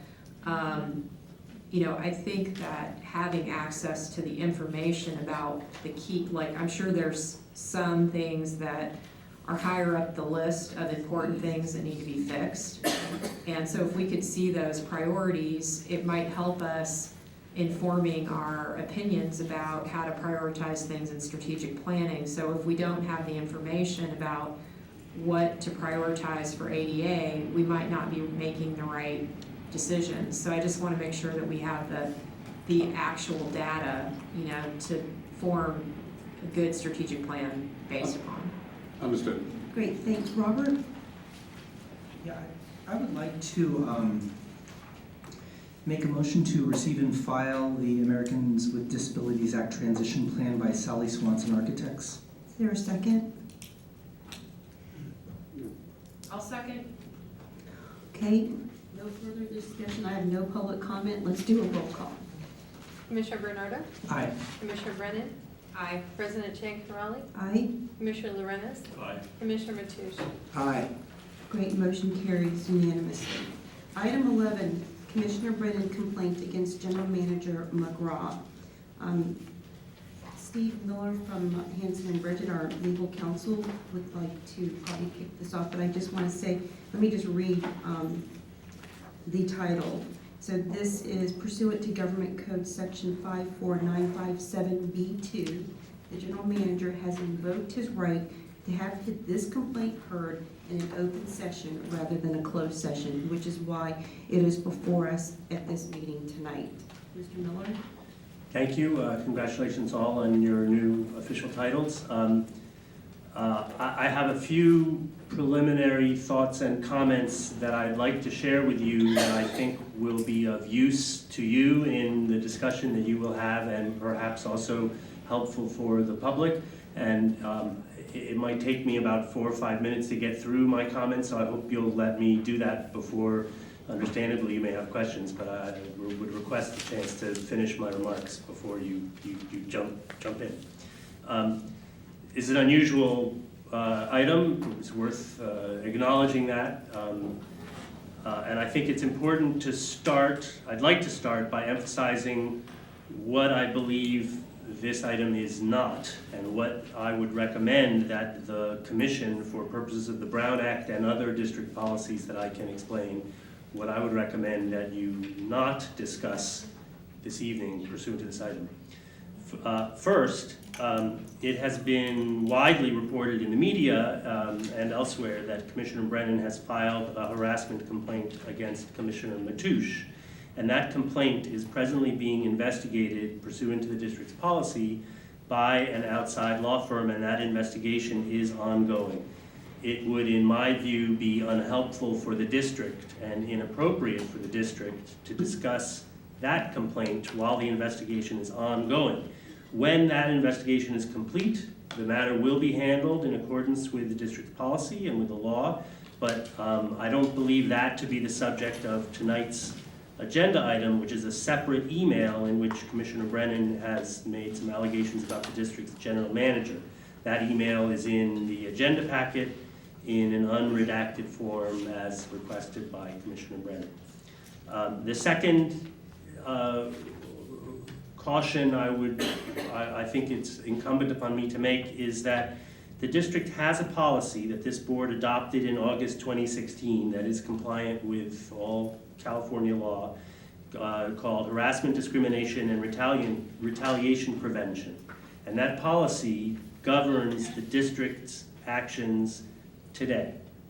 And that policy is also included in the district's, in the agenda packet. I understand that there may be a desire to revisit that policy, given that we live in a different world today than perhaps we lived in August 2016 when you adopted that policy. But nonetheless, that is the policy that is in place today, and I would recommend that the commission not discuss that policy in general and how the district might want to revise that policy or should handle complaints in general.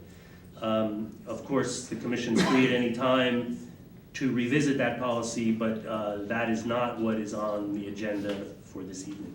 So what is on the agenda for this evening, and what should the commission discuss? On December 19th, I received an email from Commissioner Brennan that is in the packet. The district's policy states that upon receipt of a complaint involving the general manager, the general counsel, that's me, must provide the complainant a timely response indicating that the complaint has been received and that a fair, timely, and thorough investigation will be conducted. So I did notify Commissioner Brennan the next day that I'd received the email. However, in order to comply with my duties under the policy, it was my belief that I needed a bit more information to understand whether that email constituted a complaint subject to the rules and my duties under the policy. Not any allegation amounts to a complaint that merits that full-blown investigation that I just described in the policy. But at the same time, no complaint should be ignored. And so before proceeding to initiate the policy's call for an outside investigation, and as has occurred with regards to other complaints before this district, I needed to ask the complainant, Commissioner Brennan, for a bit more information regarding this email. I would not characterize that in any way as an unusual occurrence. It's I would say, almost always the case that the person receiving a complaint has a conversation with the complainant to make sure that the facts of the complaint are understood so that an investigation can be properly focused and completely and thoroughly held, and that it is ordinarily the case that there be some intake so that a complaint can be processed fully to, in most respects, protect the rights of the complainant. So accordingly, on January 3rd, I asked Commissioner Brennan if she would speak with me to answer a few questions about her complaint. It seemed to me that doing anything else would have been a derogation of my duties as general counsel. Commissioner Brennan was unwilling to speak with me. I also offered Commissioner Brennan the opportunity to speak with another lawyer at my law firm, either one with whom she may have been familiar or not. I also offered her the opportunity to speak with an outside investigator, but Commissioner Brennan indicated that she was unwilling to do so. I therefore was faced with a dilemma. In order to do my job, I could not ignore Commissioner Brennan's email. It's a serious matter when an elected official makes a complaint about the conduct of the agency's general manager. However, I had some concerns from a legal perspective as to the sufficiency of that email to implicate district policy, and without more information, a little more information, I also did not think it would be doing my job to determine on my own initiative without consultation with anybody, to launch a full-blown outside independent investigation based solely on that one email that I'd received from Commissioner Brennan. That's in the agenda packet. So faced with that dilemma, I determined that the appropriate thing, really the only thing that I could do, was to inform the full commission of Commissioner Brennan's email so that you, the full commission, could determine how you want the district to proceed. And this is in fact consistent with the district's policy, which states that the commission, in addition to general counsel, may receive a complaint against the general manager. It also seemed to me consistent with my role as general counsel to provide advice to the commission. So on January 8th, I therefore notified you commissioners of the history I just summarized and informed you all that I was asking that a closed session be placed on the agenda tonight for you to determine how to proceed. Under the Brown Act, when a complaint has been made against an employee, the commission may meet in closed session to consider that complaint. However, under the Brown Act, the employee in question has the right to require that the item be heard in open session instead. And President Chancarelli, as you indicated, in this instance, the general manager has availed himself of this right, and so this item is being heard by you in open session. And I would suggest that under district policy and applicable law, your discussion should lead you to make one of three decisions. First, I believe you could determine that Commissioner Brennan's email, as currently stated, merits further investigation. And if you so determine, I think the commission should authorize an outside independent investigation, and you should determine how it wishes to do so. The policy has some provisions in place, but you may choose to discuss your own way of investigating this complaint should you decide that it merits further investigation. I think at the other end of the extreme, the second, that commissioners may determine that Commissioner Brennan's email, as currently stated, does not merit any further investigation, and if that's your determination, you can decide to take no further action and move on to other business. And I think third, you may want to explore what additional information might be necessary in order to decide whether Commissioner Brennan's email implicates the district's policy regarding an investigation. And if you so desire, I can explain what kind of information I think would be helpful and what kind of information I would have tried to find out had I been able to conduct some kind of an intake interview or conversation. I would like to stress that it's super important that the commissioners not investigate this complaint here this evening. You are not inquisitors, you are not investigators, but nonetheless, you could ask that you be provided, and you could authorize either me as per the policy, or you could authorize someone else if you determine that you have a different preference. You could authorize someone to try and obtain a bit more information in order to be able to determine whether and how to proceed with the email that we have in the packet.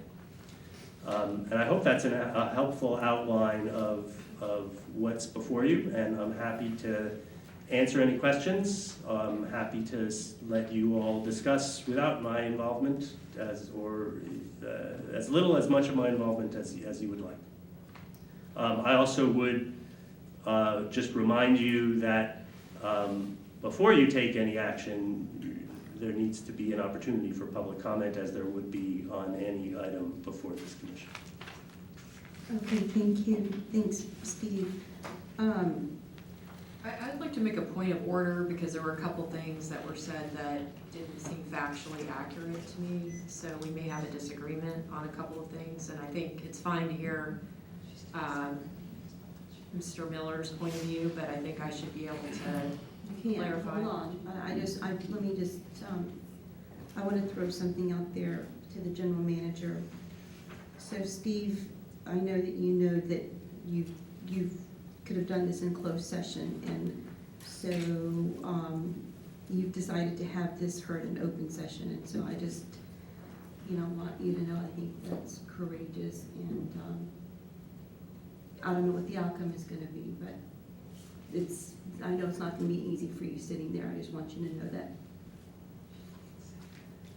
Okay, Sabrina? Thank you. So first of all, just to be clear, I didn't make a request to have my written complaint, which I sent to Mary Topliff, who is the investigator. She's also an attorney that has been hired by Hanson Bridget, by Stephen Miller. And her investigation into Commissioner Mateusz's harassment and retaliation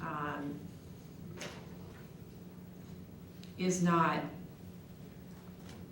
a completely separate issue from this. So I just want to make that clear. I emailed my complaint to Mary Topliff, and then I realized that I needed to send it to Miller because she was going to end up sending it to him anyway, because she's already said that she reports to him and that he reviews everything, and he, is the person who's going to be writing reports or editing reports, spinning reports. So much as I would like to, I don't want. I didn't interrupt you. If you don't mind, you can give feedback, but I'd just like to finish, if you don't mind. It's not an attack, it's just a different point of view. So I didn't ask to have my complaint included in this packet. When I was asked if I wanted it redacted or not, the complaint, because Stephen Miller planned to include my complaint, my written complaint regardless. My understanding was I was being asked if I wanted my complaint redacted or unredacted, and based on those two choices, my decision was unredacted. But it wasn't, I just want to make it clear that I didn't initiate having my complaint that I sent to Mary Topliff included in this packet. I in no way initiated that. So I just want to make that really clear to everybody. That's something that Miller initiated, not me. But given the choice, I went with unredacted when he told me it could be either redacted or unredacted or partially redacted. I said, well, if you're, those are the choices, then unredacted. The other thing that I wanted to clarify is just that there is no outside investigator. We keep calling this Mary Topliff person an outside investigator. Miller keeps doing that. I keep hearing that. She's not an outside investigator. She's somebody who was hired she's an attorney. She was hired by Stephen Miller to conduct an investigation. She reports directly to Stephen Miller. That's not that's not what most people think of as an outside investigator. And the Senate and the Assembly has been having a lot of lengthy discussions about this lately, and they agree with me that that is not considered an outside investigation at all. So I just want to make that really clear. In the past, I and one other commissioner have contacted Mr. Miller's boss, the managing partner at Hanson Bridget, and we have complained about him in written letters. So Mr. Miller is not exactly an unbiased person in this situation, and therefore can't conduct an independent investigation. So I just want to make that really clear. This is not independent. Mary Topliff works for Miller. It's not independent. And then the last point is just that there was nothing that prevented Mr. Miller or Mary Topliff from emailing me whatever these so-called intake questions were going to be. I have no idea what the intake questions were because they didn't send them, and they could have sent them, and I'm curious what they would be. I mean, I'd like to hear what they would have been because they didn't provide them. Okay, Robert? Thank you so much. Just very briefly, I'm not gonna read, I don't feel qualified to be an investigator on these issues. So for me personally, I would like to just follow protocol. If there's been any type of complaint made against anyone in the district, whether it's the general manager or anyone else on the district, that we follow protocol and that there be an investigation per the usual process that we normally follow. So whatever that is, and I will leave that up to Mr. Miller. But I do want to say that from what I'm hearing up here on the dais, I'm very disappointed that what I'm hearing is that Mr. Miller is being attacked, and I think that's very wrong. He's been a very good attorney for our district, doing everything he can to protect and defend this district. And I just feel that he's being attacked and it's unfair, and I just want to put that out there. Thank you. I do have a public comment, which I'll take at this time. Mary Lorenas.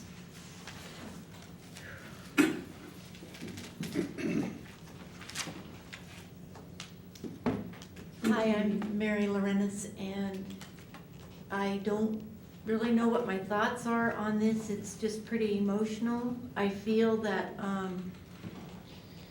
Mr. McGrath has requested to have this thing made public, and that he's a human being, and whether we feel a person has done something wrong or not, that's a really brave thing, courageous thing, I think, to do.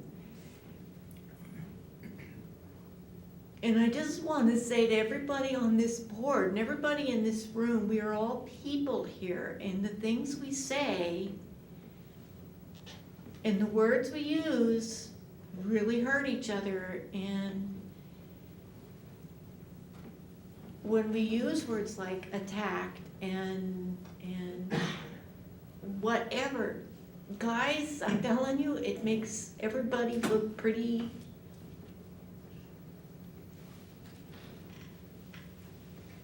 mean.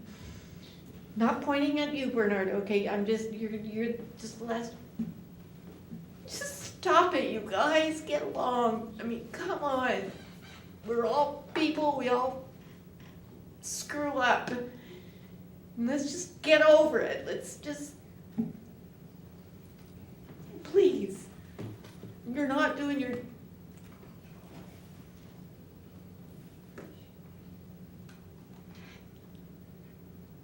Just everybody stop. Take a second. Think about what you want to say, and realize there's people at the other side. Everybody's been hurt. Sabrina's been hurt. Everybody up here's been hurt. Tom's been hurt.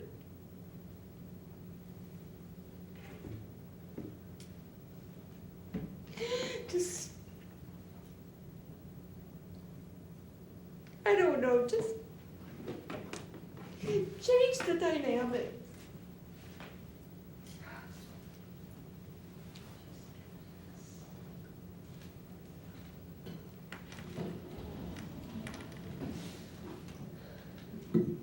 Okay. Any other commissioner comments? I have a question.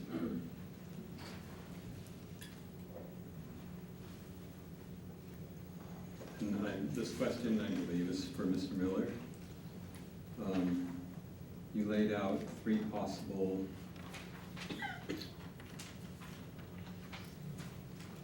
ways we can proceed. Seems to me that there might be a 4th way, and that would be to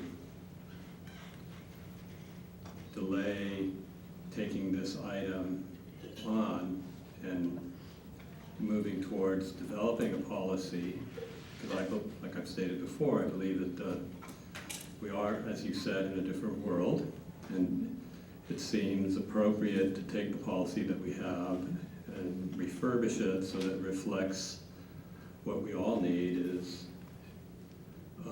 an approach that's truly independent, that's fair to both Mr. McGraw and to Sabrina, or to anyone who's in a situation like this. Because the current policy, if you read it in an objective way, really doesn't work. You know, it was voted in 2016, things happened, we should learn from them, and like I said earlier, this is a time when we as commissioners can show some leadership and make a policy that works for everybody, and we end up with a result that's honest and fair and open. So my suggestion to my fellow commissioners is to do exactly that. Table this item and work on developing the policy that we really need, because this is something that will inevitably come up again, and we might as well have a constructive, good way to deal with it. Okay, thanks. Tom, do you have any comments? I have a comment. I don't disagree with you, Ed, but I don't think it's fair to the general manager if we just keep delaying this. And I'm not going to be accusatory at all. I'm trying not to be. I'm just trying to be as objective as I possibly can. And it looks like there are three, again, not looks like, there are three scenarios. And one is whether or not this merits further investigation, and the other one is whether or not it does not merit further investigation. And then if we think we need more information to determine one or the other two, then that's something that we can decide today based on specifically this email, which seems to be the only thing that's been presented based on, from what I understand in the complaint. Point of order, actually a lot of I'm sorry, additional I'm not information was finished provided. yet. I am not done yet. A ton of information was What I provided would like to and do Miller right refused now, to include. you are out of order, Commissioner. I am not done. Correcting your statement. So we have heard through this email from Commissioner Brennan. I don't know if the general manager would like to say anything on his own. I don't know, Steve, do you have anything to say? Because I still have some other thoughts, but I want to listen to everything to find out exactly what it is that what is it that you're retaliating against? Because I don't see it in here. So, We just I am heard not done. that we are putting You're out people of on order. I would trial. like to hear from the general manager if he would like to speak at this time. I do have a few words. I'd be happy to share them now, or when you finish your comments, but I would like to say something prior to the commission taking any action on this complaint this evening. Please. Go ahead. All right, thank you. So thank you for the opportunity to speak to this complaint that's been lodged against me. I'd like to correct one earlier statement from Commissioner Brennan that General Counsel Steve Miller did not initiate this as a part of the board package this evening. As he explained, this could have been in closed session. I invoked my right to have this in open session. I'd also like to address a comment from Commissioner Lorenas to delay the development, the discussion of this until the development of a new policy. This would be completely unacceptable to me, would put a cloud over my tenure as general manager, would impact my relationships with external stakeholders, with this commission, and with my staff. Now I go to my prepared comments, if I may. The complaint accuses me of retaliating, 2, showing lack of equity and removing items from the agenda. 3, putting items from other commissioners on the agenda. 4, causing Commissioner Brennan's items not to be heard by the commission and be deleted by me. And 5, working for a board majority. And 6, acting as a surrogate for Commissioner Mateusz. Number 1, specifically, Commissioner Brennan states, I would like to make a retaliation complaint against Steve McGraw. It's not clear to me what Commissioner Brennan said or did that I'm retaliating against. Number 2, the complaint states Mr. McGraw's behavior towards me lacks equity. He has repeatedly removed my agenda items from the Harbor Commission meeting agendas and references a December 20th agenda. District Resolution 19-13 states, and I quote, any commissioner is allowed 1 item per commissioner per meeting. I didn't receive a request from Commissioner Brennan to place an item on that agenda. No examples are provided of items that I removed from the December 20th or any other agenda. And I'd also like to add that I don't have the authority to remove items from an agenda. In the time I have been here, I started in November 2015, there have been 27 commissioner items on the agenda. Of these, 1 was from Commissioner Ciancarelli, 7 were from Commissioner Lorenas, and 19 were from Commissioner Brennan. Number 3, the complaint states, items requested by other commissioners are moved onto the agenda under Mr. McGraw's name and include a staff report per the request of the commissioner who originally asked for the item. This is not true. Commissioner Brennan cites the Pillar Point RV lot discussion on the December agenda as an example, implying that the only reason this item was on the agenda was because of another commissioner's request. The item was on the agenda with staff report in the normal course of business, seeking direction from the commission on a matter of considerable interest to the district, a lessee, the City of Half Moon Bay, and the Coastal Commission. Number 4, the complaint states, my items are routinely not heard during meetings and deleted by Mr. McGrath. Whether or not an agenda item is heard is a matter that is completely within the control of the commission, not the general manager. This commission has the ability to hear all items and has done so on multiple occasions. This commission has the ability to extend the meeting beyond 9:30 and has done so on multiple occasions. And this commission has the ability to reorder the agenda, as it did, for example, at the December meeting. Again, I do not delete items from the agendas. Number 5, the complaint states he has responded by saying that he only works for 3 commissioners. I work for and receive direction from this commission, comprising 5 members. If a majority of this commission provide me direction in a meeting, then that is the direction I will follow. Unfortunately, and despite all training in good governance, it is my experience that a commission majority vote and subsequent direction to staff does not satisfy Commissioner Brennan if the vote is counter to her position. It is my experience that she will persist on an issue independently, regardless of the decisions of the board. This behavior stymies progress on commission-approved projects and is confusing to both staff and the public we serve. Number 6. The complaint states, I'm concerned that Mr. McGrath is acting as a surrogate for Commissioner Mateusz. I don't know how to address that. I'm not sure what it means. I'm clear on my role as general manager and how that role relates to the role of the commission as a whole and the president, whomever that may be. Some general comments.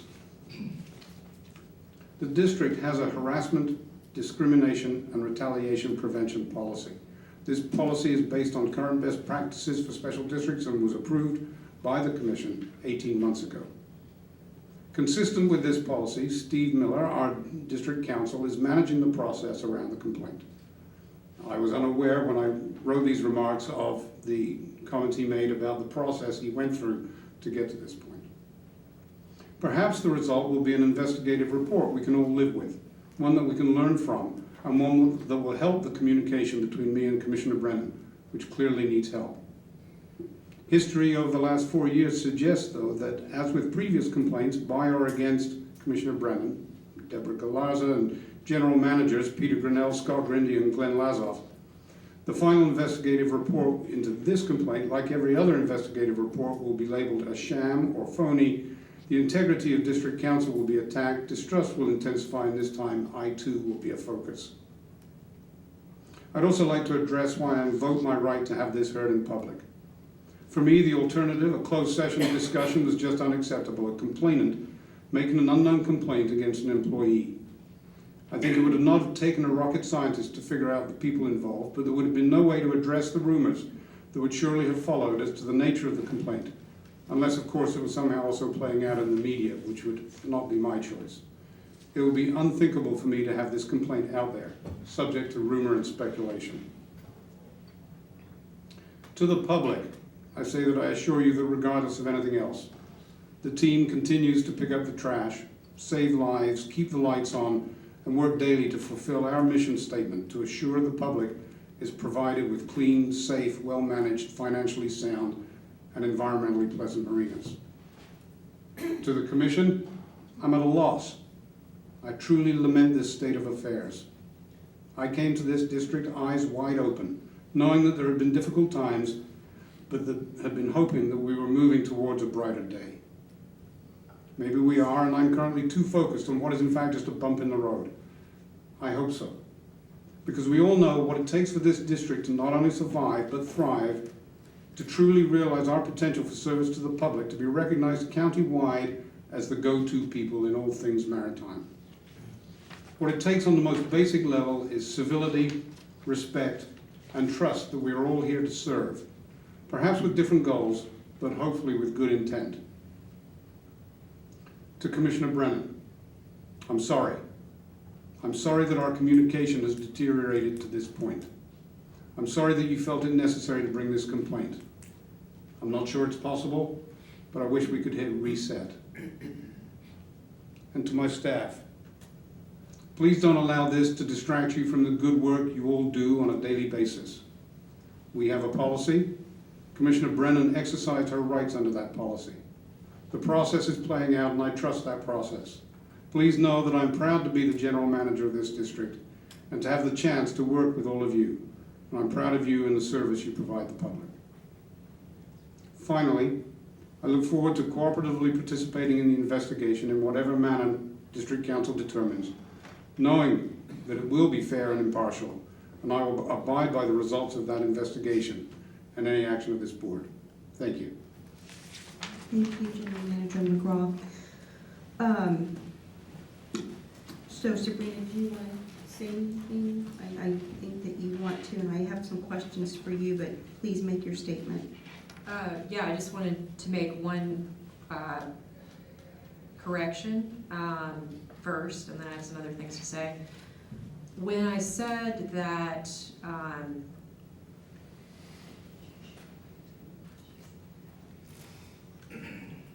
let's see, the point you were making about Miller, and I'm trying to remember back now.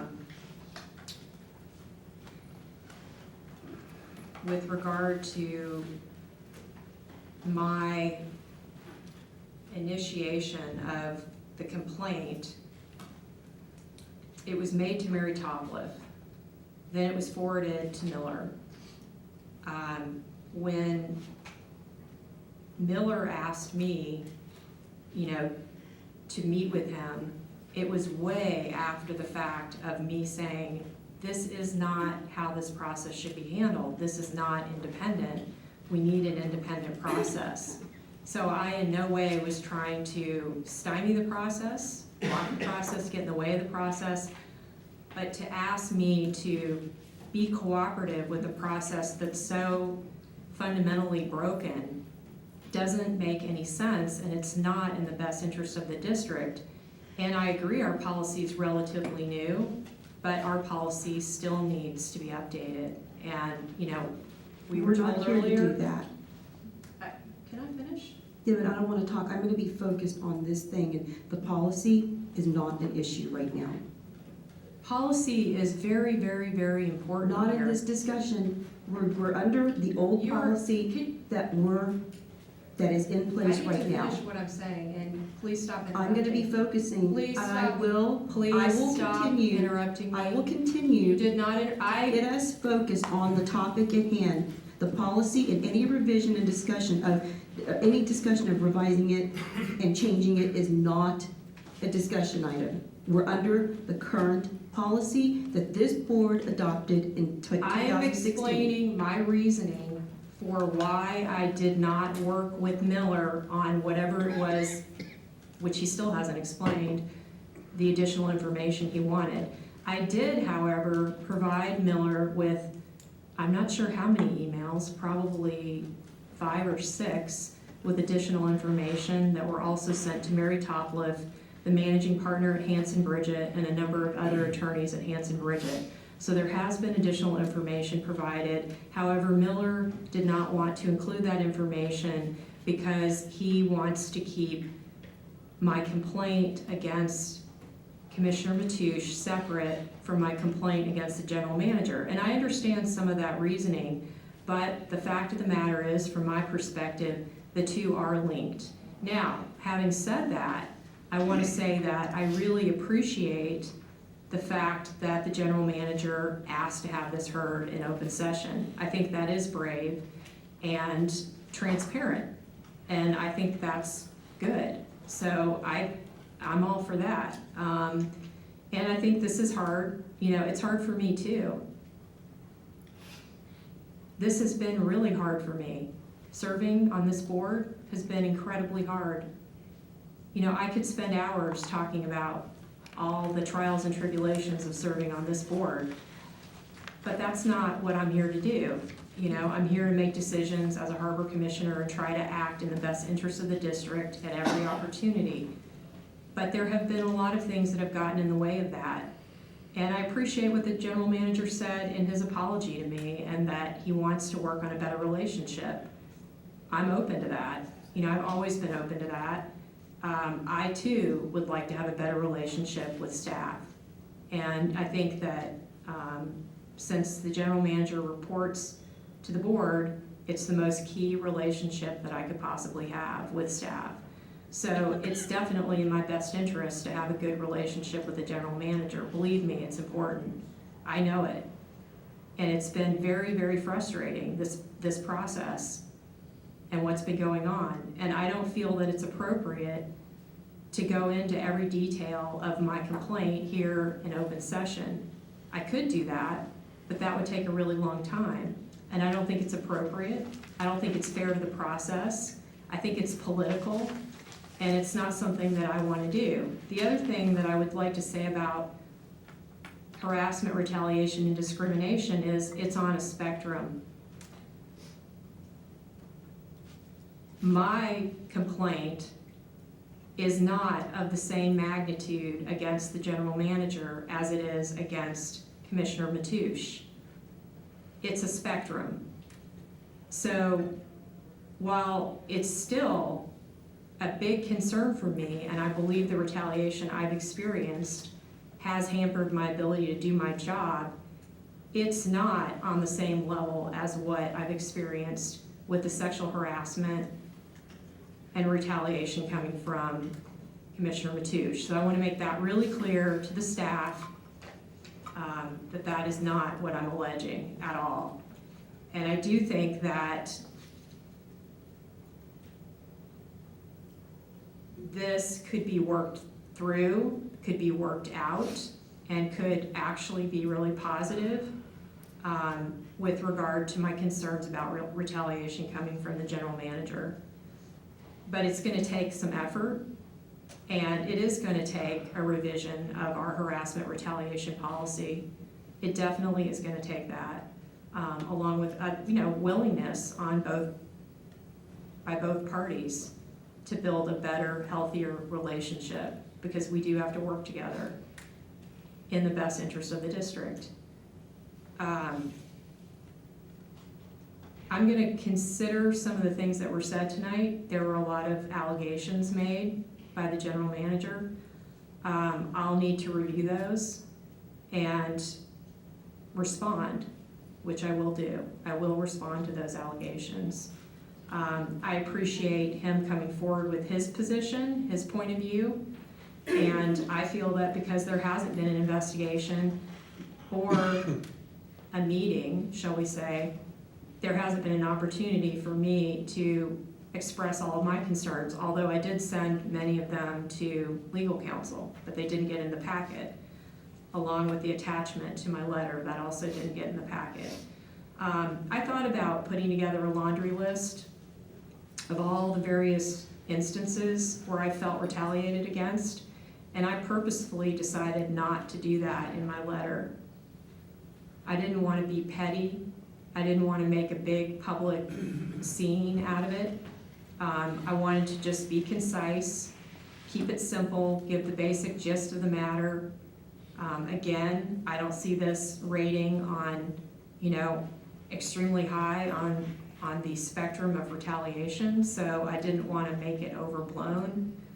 But when these things happen, what I feel I've experienced, it needs to get addressed. It doesn't need to get swept under the carpet and covered up and then have everybody say, oh, we're all good, we're doing everything right by our harassment retaliation policy, which is very unclear, very unclear. There needs to be, I'll end with this. The one thing that I do feel I need to clarify is the statement, and in fact, it wasn't even a statement, but the inference that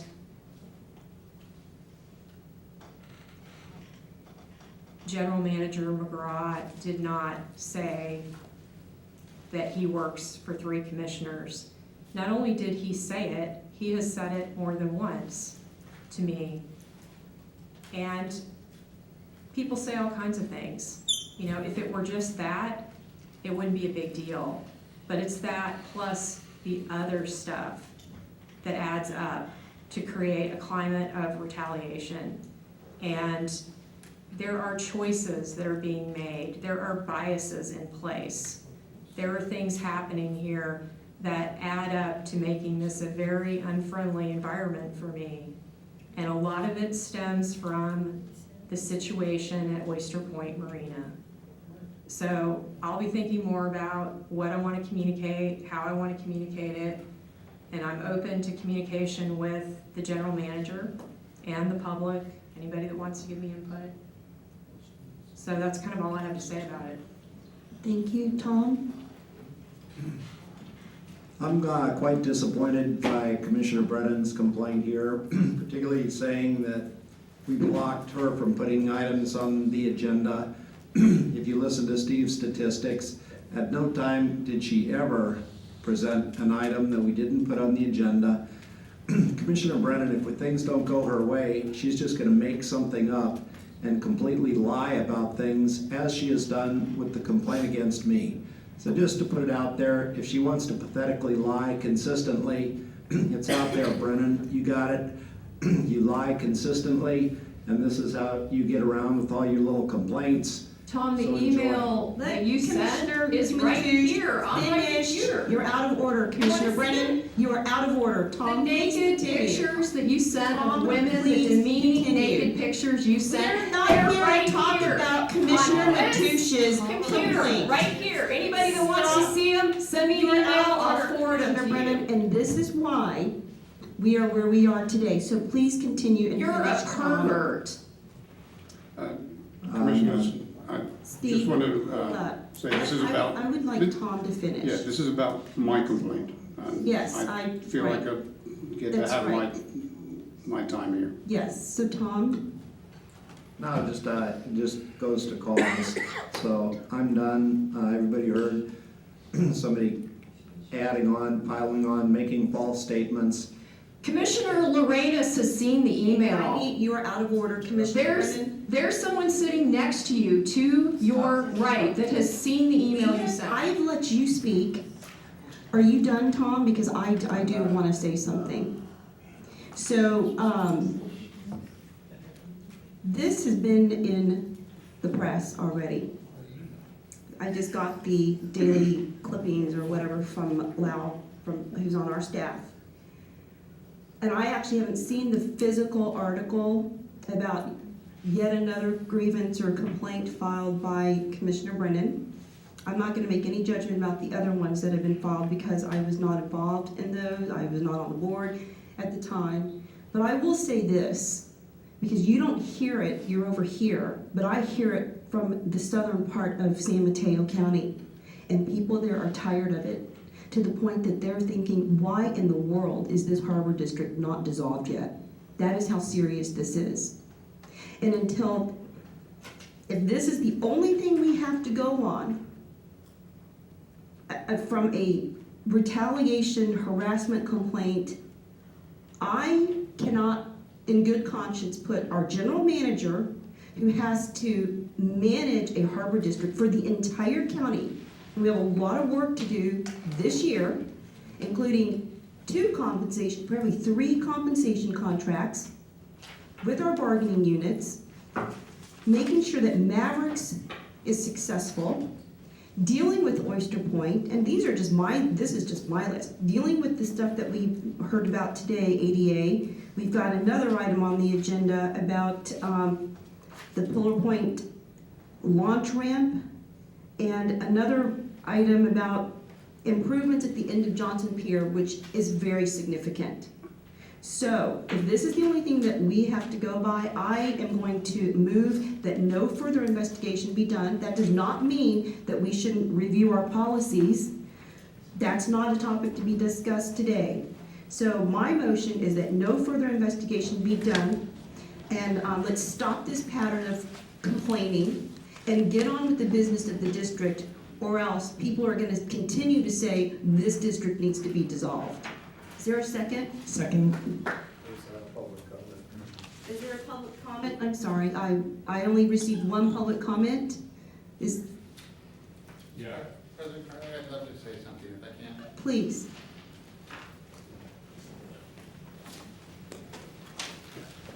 My name is Kerry Smith, and I represent the San Mateo County Marine Safety Officers Association.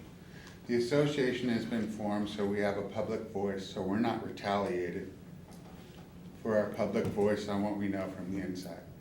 We support our general manager, and the dark cloud through the media and through this commission affects us every day in our lives. Some of us dread going to work to get the questions from the public of why our harbor district is so messed up. We're in the business of saving lives, protecting people, and managing harbors. And here we are spending millions of dollars on legal fees that could go to personal protective equipment for staff. It could go for patrol boats and trucks to protect the public. It could go for our ability to enforce our district ordinances, as well as dogs off leashes, environmental protection, and a number of other things that the commission sees fit and that dictates to the general manager that flows down to us. Unfortunately, we're on the low end of the pipe, but we're the boots on the ground and we're the smile on the face that addresses every single person that comes to every single harbor. We have thousands of people that seek us out to get our direction on safety and what is safe, what is not, what's going on, what's not. And then the unfortunate thing for all of our staff is a large percent of that is what is going on with your commission. Is this true or is this not true? It's not about Mavericks and how we run the whole competition. It's who's going to jump in and complain about what isn't getting done and why that one dog was off the leash when there's hundreds off the leash and they've all been advised that they're supposed to be under a San Mateo County leash law and they should all be on the leashes. Our job is really tough, and I just wanted to share with all you and the public that we're between a rock and a hard place. And for me, with a family, it makes it tough for me to wake up every day and drive to the harbor. And the best thing that happens to me every day, and it never used to, is when I see that harbor in my rearview mirror and I go, I have some freedom now. I can be myself and I don't have to have this dark cloud following me anymore until tomorrow morning. I thank you all for your service. I thank the general manager for his service. I thank everybody else here. We have Rebecca. She's been an analyst and an integral part of the Harbor District for over a year now. She does amazing work, and one of our commissioners doesn't even understand who the employees are or what their names are. And that's really hurtful. We had employees with one of our commissioners drive by on a bike the other day, and she hit her head and drove away. She didn't even wave when they courteously moved off the path while they were on their trash runs, talking to dog owners and cleaning portable toilets. It's disheartening for us when we come to this meeting, and it's really hard to come. We all needed childcare, we all have lives, and we came to support our general manager who supports us in our daily activities for the community and the members of San Mateo County and beyond. We're global. We have people coming from around the world that respect us. And what I see on this commission tonight is very disheartening. I appreciate your time. Thank you. Thank you. There's a motion and a second on the table. Any more public comments? If not, I'm going to close public comment now. I want to make a comment. Okay, one last comment and then we're going to go for a vote. I appreciate hearing from staff. I do think that some of the comments that Carrie Smith made were very attacking, and especially the comment regarding Rebecca McCoy. I in no way made any sort of attempt to undermine the work that she was doing this evening. I was appreciative, very appreciative of the work she's been doing, and wanted to bring to everybody's attention that we have a new employee. And am I missing something? But I thought I heard tonight that she's new. Is she not new? Call for the question, please. So McGraw, it would have been great if you could have introduced her, because I don't recall her being in a meeting before. And maybe it's been so long, but I just want to make sure that you understand that I really appreciate the work that you are doing. So I in no way meant to say anything to slight what you're doing. I think ADA is incredibly important, and I am all in on making ADA improvements. I think if anything, we should be publicizing it more, and we should be getting the information that you're working on out to the general public. So I applaud the work you're doing, highly support it, and I think it's great that you're with the district. So I just want to make that really clear. Carrie, on the other hand, has been attacking me since I became a commissioner, and it seems to never end. So I do get to have my say for a moment.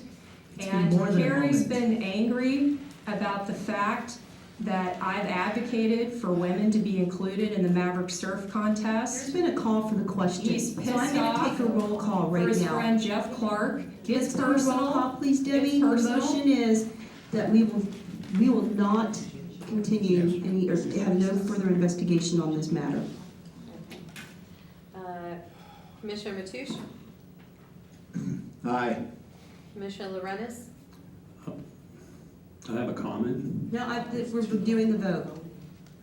You can I comment. don't even know what we're voting for. What are we voting for? Please read the motion again, Debbie. No further investigation to be done on the general manager. There's been a motion and a second. I made the motion and Commissioner Bernardo seconded it. And there, we are in the middle of a roll call, so please state your vote, Commissioner Lorenz.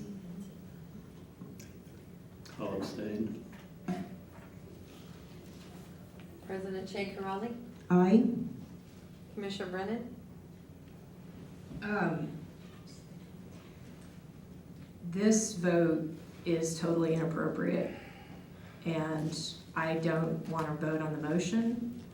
It doesn't make any sense to me. I think what we heard from the general manager is that he wants to have the air This is roll clear, call. This just like I is do. roll call. This is roll call. This isn't The time to talk. discussion period's over. So So please state your vote. Yea or nay? I think the way the board is behaving is very. You know what, Commissioner You've Brennan? had your opportunity to talk all night. We're Please, voting now. we are voting now, and we've all listened to you, and it's now time for voting. This situation is not going to go away. This vote doesn't This end vote it is- here. This vote is going to end whether or not we have an investigation. That's fine, but it So- doesn't end my complaint. Fine. Just so We're you voting. understand. We're voting. We're voting on whether or not we're going to do a Through the further chair, please. investigation. We're in Please. the middle of the vote. I'm sorry. Yes, so, Yea or nay, Commissioner Brennan. I'm not voting on this. Okay, Robert? Aye. The motion carries 3 ayes, 1 abstention, and 1 no vote. Thank you. Wait, 2 abstentions. No, she just said she wasn't voting. Abstaining. I didn't say I was voting no, I just said No, I I'm said not that you're not voting, yeah. Okay, good. So 2 abstentions, 3 yes, 2 abstentions. 3 yeses, Steve. Is that an abstention? I don't know, I mean, yeah, I guess 2 abstentions then. Okay, so, item 12, Pillar Point Harbor Launch Ramp, Professional Services Agreement. Damix, Moffitt, and Nickel, there's a presentation. President Chancarelli, if I could ask for a moment, it's 9:20. We do want our consultant Brad Damitz to present on this. Could I get a motion to extend the meeting? For an extra 15 minutes, which would end the meeting at 9:45. Is there a motion? So moved to 9:45. Is there a second? Second. Okay, let's do a roll call, please. Commissioner Brennan? Aye. Commissioner Lorenz? Aye. Commissioner Matoush? Aye. President Shankarali? Aye. Commissioner Bernardo? Aye.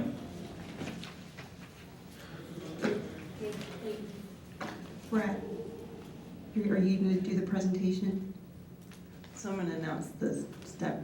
Oh, I'm sorry, yes, so let me just say, the recommendation is to approve the contract amendments with Moffitt and Nickel in the amount of $24,900 and with consultant Brad Damitz in the amount of $13,993 and authorize the general manager to sign. So, So staff recommends the board we authorize the general manager to execute a work directive with Moffett and Nickel as stated in the staff report for 100% plans, technical specifications, bid support, and construction support, and to authorize the general manager to increase the previously approved professional services agreement with consultant Brad Damons as stated in the staff report for continued work on multi-year permitting, FEMA, Cal OES coordination, sediment stockpile and staging, and logistics. Staff would now like to introduce consultant Brad Damons, who has prepared a PowerPoint presentation for the Pillar Point Harbor boat launch ramp maintenance dredging project. Brad? Thank you, Rebecca. Good evening, commissioners. I will try and make it short and sweet. I know everybody's had a real long day, long evening. But I would like to just give you a quick overview of the history and current status of the boat launch ramps. The boat launch ramps at Pillar Point Harbor were built in 1992 with Department of Boating and Waterways at the time grant funding. And this is a crucial facility, the only launch facility between San Francisco and Santa Cruz, which experiences on average over 10,000 launches per year. So obviously it's important to keep it in working condition and keep the boat launch ramps clean of sediment. The launch ramps, as you'll see in a minute, do require periodic maintenance dredging. Back in 1998, the first time since 1992, the boat launch ramps needed to be dredged, and then again in 2006. Both of these launch ramp dredging episodes were done on an emergency basis. There were no permits acquired, and I couldn't find any records of the volumes or any of the process involved. Then again in 2013, the launch ramps were dredged when they had shoaled up with sediment coming out of the Deer Creek outfall, which I'll show you in a photo in just a minute. At that point, about a year and a half or 2 years before the dredging happened, the district went to get the permits and do the process to get the launch ramps dredged out and opened. And at that point, the Coastal Commission and other regulatory agencies had some concern because the dredging had previously been done without permits, and they allowed for the dredging to be done because there was immediate need for it, but at a reduced level from what the district was requesting. And they also made the demand that in the future, the Harbor District has to look at alternative placement sites to place this sand for opportunistic beach nourishment, because the perch beach above the kayak shop where it had been placed before, there are a number of issues and it was unpermitted. So moving forward into the summer of 2016, Steve McGraw had the foresight to realize that there was this trend of every 6 to 8 years having emergency dredging of the boat launch ramps that's needed, and he wanted to get ahead of the ball and kind of reverse this negative trend. And he approached me and asked to put together a proposal to do kind of the project management and permitting to get on the right track, to get another maintenance dredging episode, looking at long-term permits with the agencies and just more of an ongoing maintenance program rather than this emergency responsive, methodology. So moving forward to late summer, July and August 2016, we began some work on the permitting, and that brings us to around late August of 2016 when John Warren, one of the first director of operations, one of the first actions that he took was to do an actual survey of the boat launch ramps. And they found that there wasn't a high degree of shoaling, that there was no immediate dredging needs necessary at that time, so we kind of put the project on hold. And fast forward to March of 2017, there's a negative 0.8 low tide boat launch trailer got stuck on a berm of sand on the boat launch ramp. And it was theorized that what happened was that in the February major winter storms, high volume of sediment got flushed out of the Deer Creek outfall and ended up on the launch ramp. And that's the reason it was unnoticed for so long and it just came suddenly. So at that point, we immediately began going after some emergency permits to try and get that material removed. We had on hold a Coastal Commission permit, and the other agencies weren't able to issue emergency permits, so we had to go down the full permitting path. We thought it best at the time to get that material off of the boat launch ramps as soon as possible, stockpile it, get the material, get the results of the testing, go through the permitting process, and then place it on a beach either inside the harbor or at Surfers Beach, rather than wait the year or more that it would take to get the permits to do this, because there's that immediate need to dredge the launch ramps. So we did a number of actions. We began the permitting. We've submitted permitting applications that are just waiting on the final the final engineering design for the dredging, and waiting on identifying a stockpile site. So the first thing that we did was we looked at a number of different sites inside and outside the harbor, both privately owned, harbor district property, and then property of other public agencies. And we requested that the Granada Community Services District parking lot across the street from Surfers Beach, that we could use that. And we began discussions with them and provided information, got some plans. And that was back in May. And finally, it went to their board meeting in August, and they unfortunately said, we can't allow this to happen, so we started going after option B, which is we approached the county about using the airport. And we've been in discussions with them about using some land at the airport. They've asked us to do some sediment chemical analysis, which we recently got the testing back. And I should also mention that we had, for the permitting process, you have to have all the sediment tested. The initial test was to look at the grain size. It was about 97.5% sand, which is very high quality, beach quality sand. And the EPA said, okay, that's good. You don't have to do any more chemical testing with that high amount of sand. But then we did get the testing done for the county to reassure them that there's not going to be any environmental issues. And it's very clean, no issues at all. So that was good, and that bodes well for the Surfers Beach project. Okay.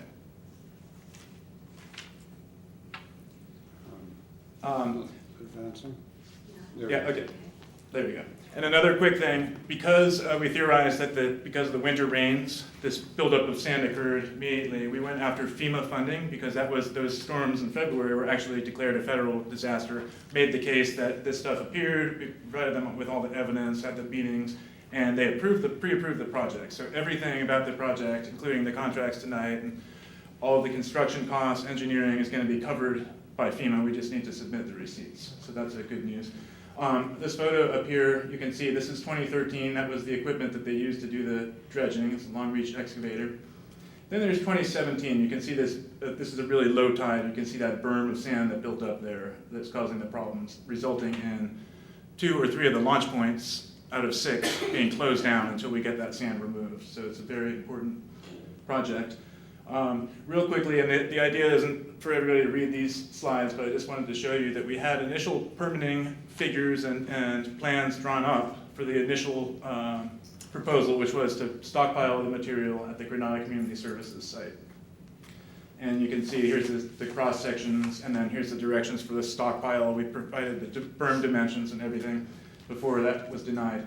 So what is needed between now and having these launch ramps dredged out? A couple next steps that are going to occur concurrently.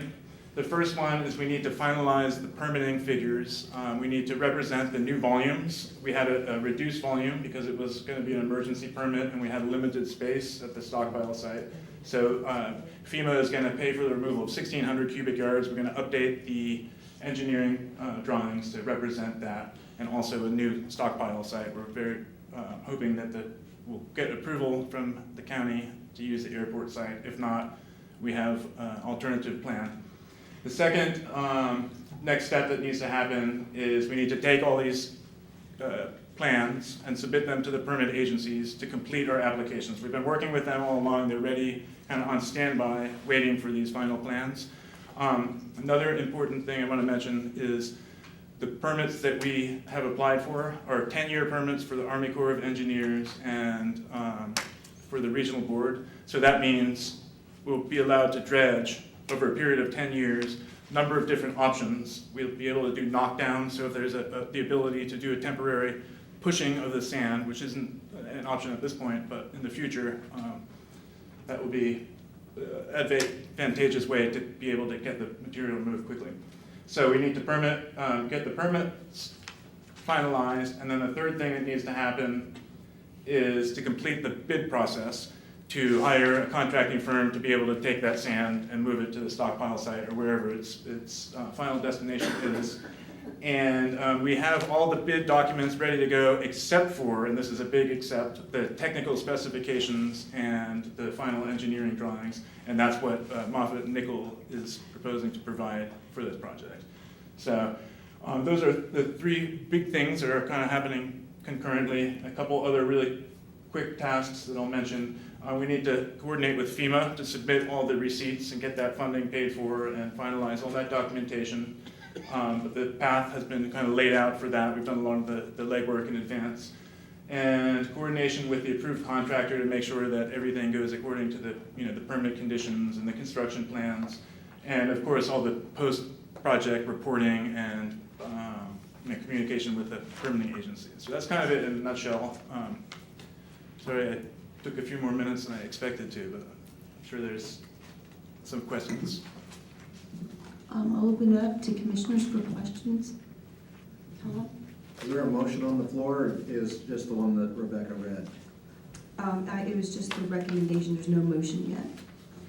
I'd like the motion that we authorize general manager to execute a work directive in accordance with the previous board-approved 2016 professional services agreement with Moffitt and Nickel for an amount not to exceed $24,900 with 100% plans, technical specifications, bid support and construction support. Authorize general manager to increase the previously approved 2016 professional services agreement with consultant Brad Damitz for an amount not to exceed $13,993 for continued work on permitting, FEMA, Cal, OES, coordination, sediment stockpile, staging, and logistics. Second.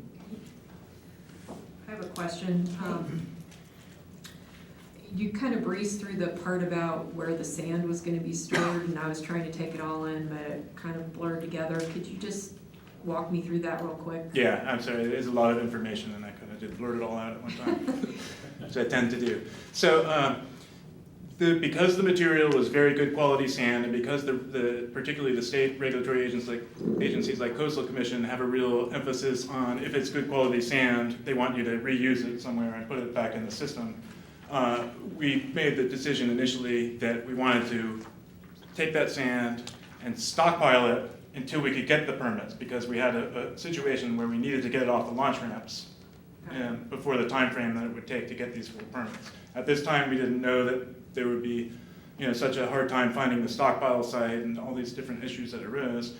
But so the idea is we're going to take this with the FEMA funding, bring it to what we proposed, and we're working with the county on, is a site at the airport. I'm not sure which site that is. I'm still waiting to hear back, but they have some land at the airport. So we would put it there, and then once we have the permits, ideally for Surfers Beach, which we're planning for fall of 2018, we would then take that material, place it on Surfers Beach. If that's not a possibility, then there's a couple options within the harbor to place the sand, which is the Princeton shoreline or the West Trail.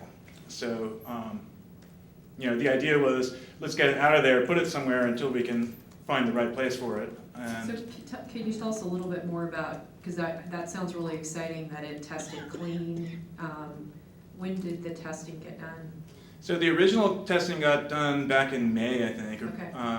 And they did a bunch of cores and sent it off to the lab. And what it looks like, so there's this big berm of sand, which you can see, and then there's a small little portion of a little bit siltier stuff, which I think came out to about 68-70% sand, which was maybe 2-3% of the total material. So we had it separated out into different composites. The idea being that you could dredge it separately if there's an issue with one of them. So we had that tested, and then the county had concerns about having the material leach into their aquifers and stuff. Obviously, as a boat launch ramp, there's going to be some flags that are raised. So we had the material was already stockpiled. Yeah. For this very reason. So we had it sent off to extensive array. I can send anybody who's interested the report. It came out really, it was just a big PDF, like a couple hundred pages of all kinds of numbers, and I really learned a lot about how to analyze it. But it turns out, and I spoke with folks at the EPA about this too, there was nothing of concern. None of the levels were high. In fact, like the PAHs were something like 1/10 of the trigger level in the bay and like 1/8 of the ambient level in the San Francisco Bay. So it was actually, everything came out really well. That's And it was, great. yeah, it was very, Maybe put that report, even though I know only scientists will probably be able to really understand it, but if we could put it on our website, I think it would be of interest to a few people. yeah. And as a matter of fact, as a separate subject for another meeting, Surfers Beach, we have a big plan to do a really extensive sediment testing system, and I can talk about that at a future date, but Great. that'll be interesting as well. Yeah, thank you so much for the report. I appreciate the update. Thank you. Any other comments? Yes, I have some comments. You went through this really fast, so I don't think it's clear to people how much work has actually been done. It's been a stellar job by you and staff and the folks you've been working with.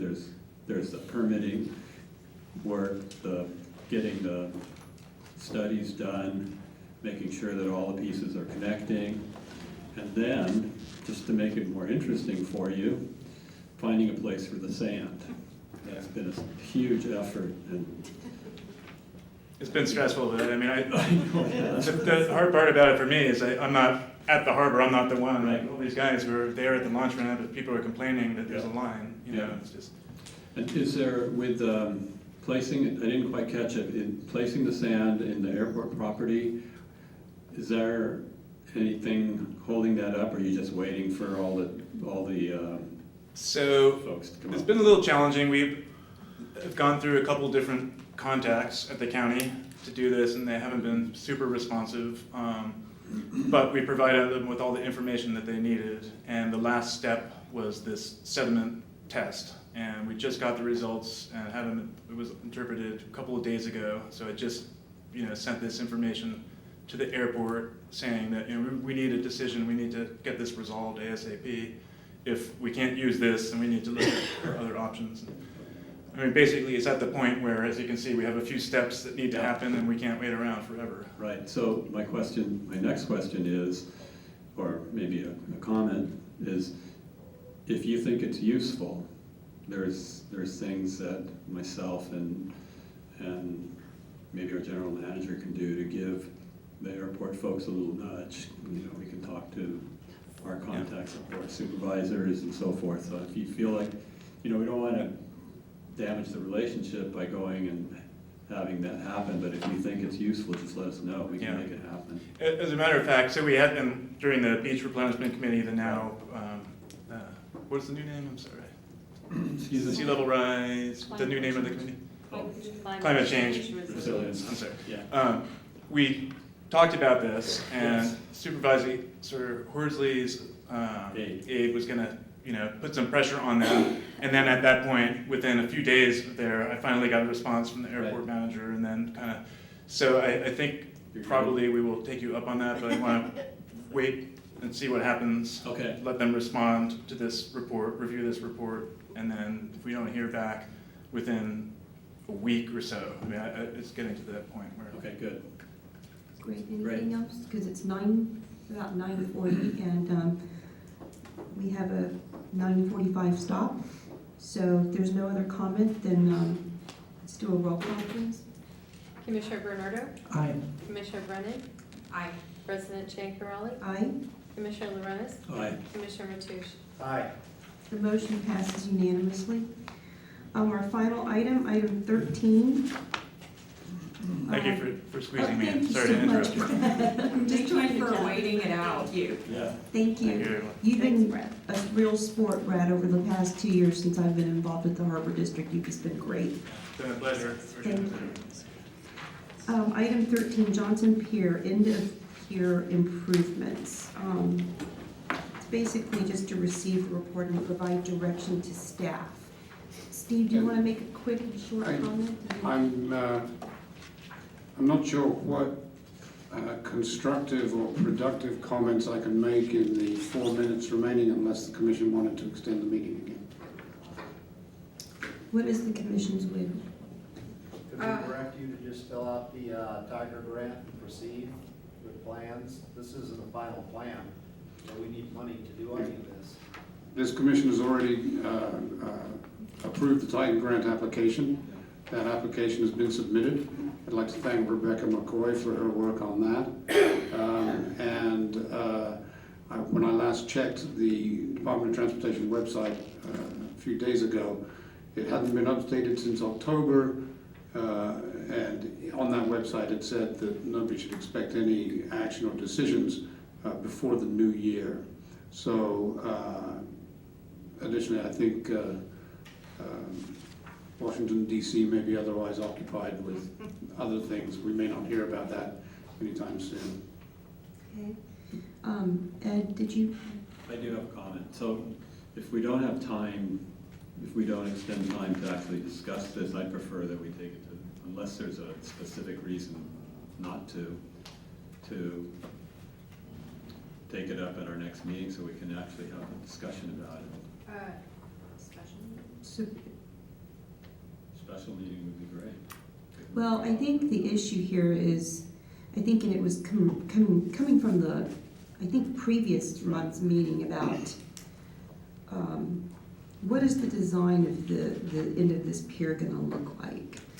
Because there's so many other decisions that, right on this, with regard to the fish buyers and all of that. Well, and we have the Yeah, no, I know, that's what I'm talking Yeah, about. so we- Right, so the design in terms of, on a global scale, a more macro scale, is something that, I think that it sounds like the commission would like to maybe have a special meeting on.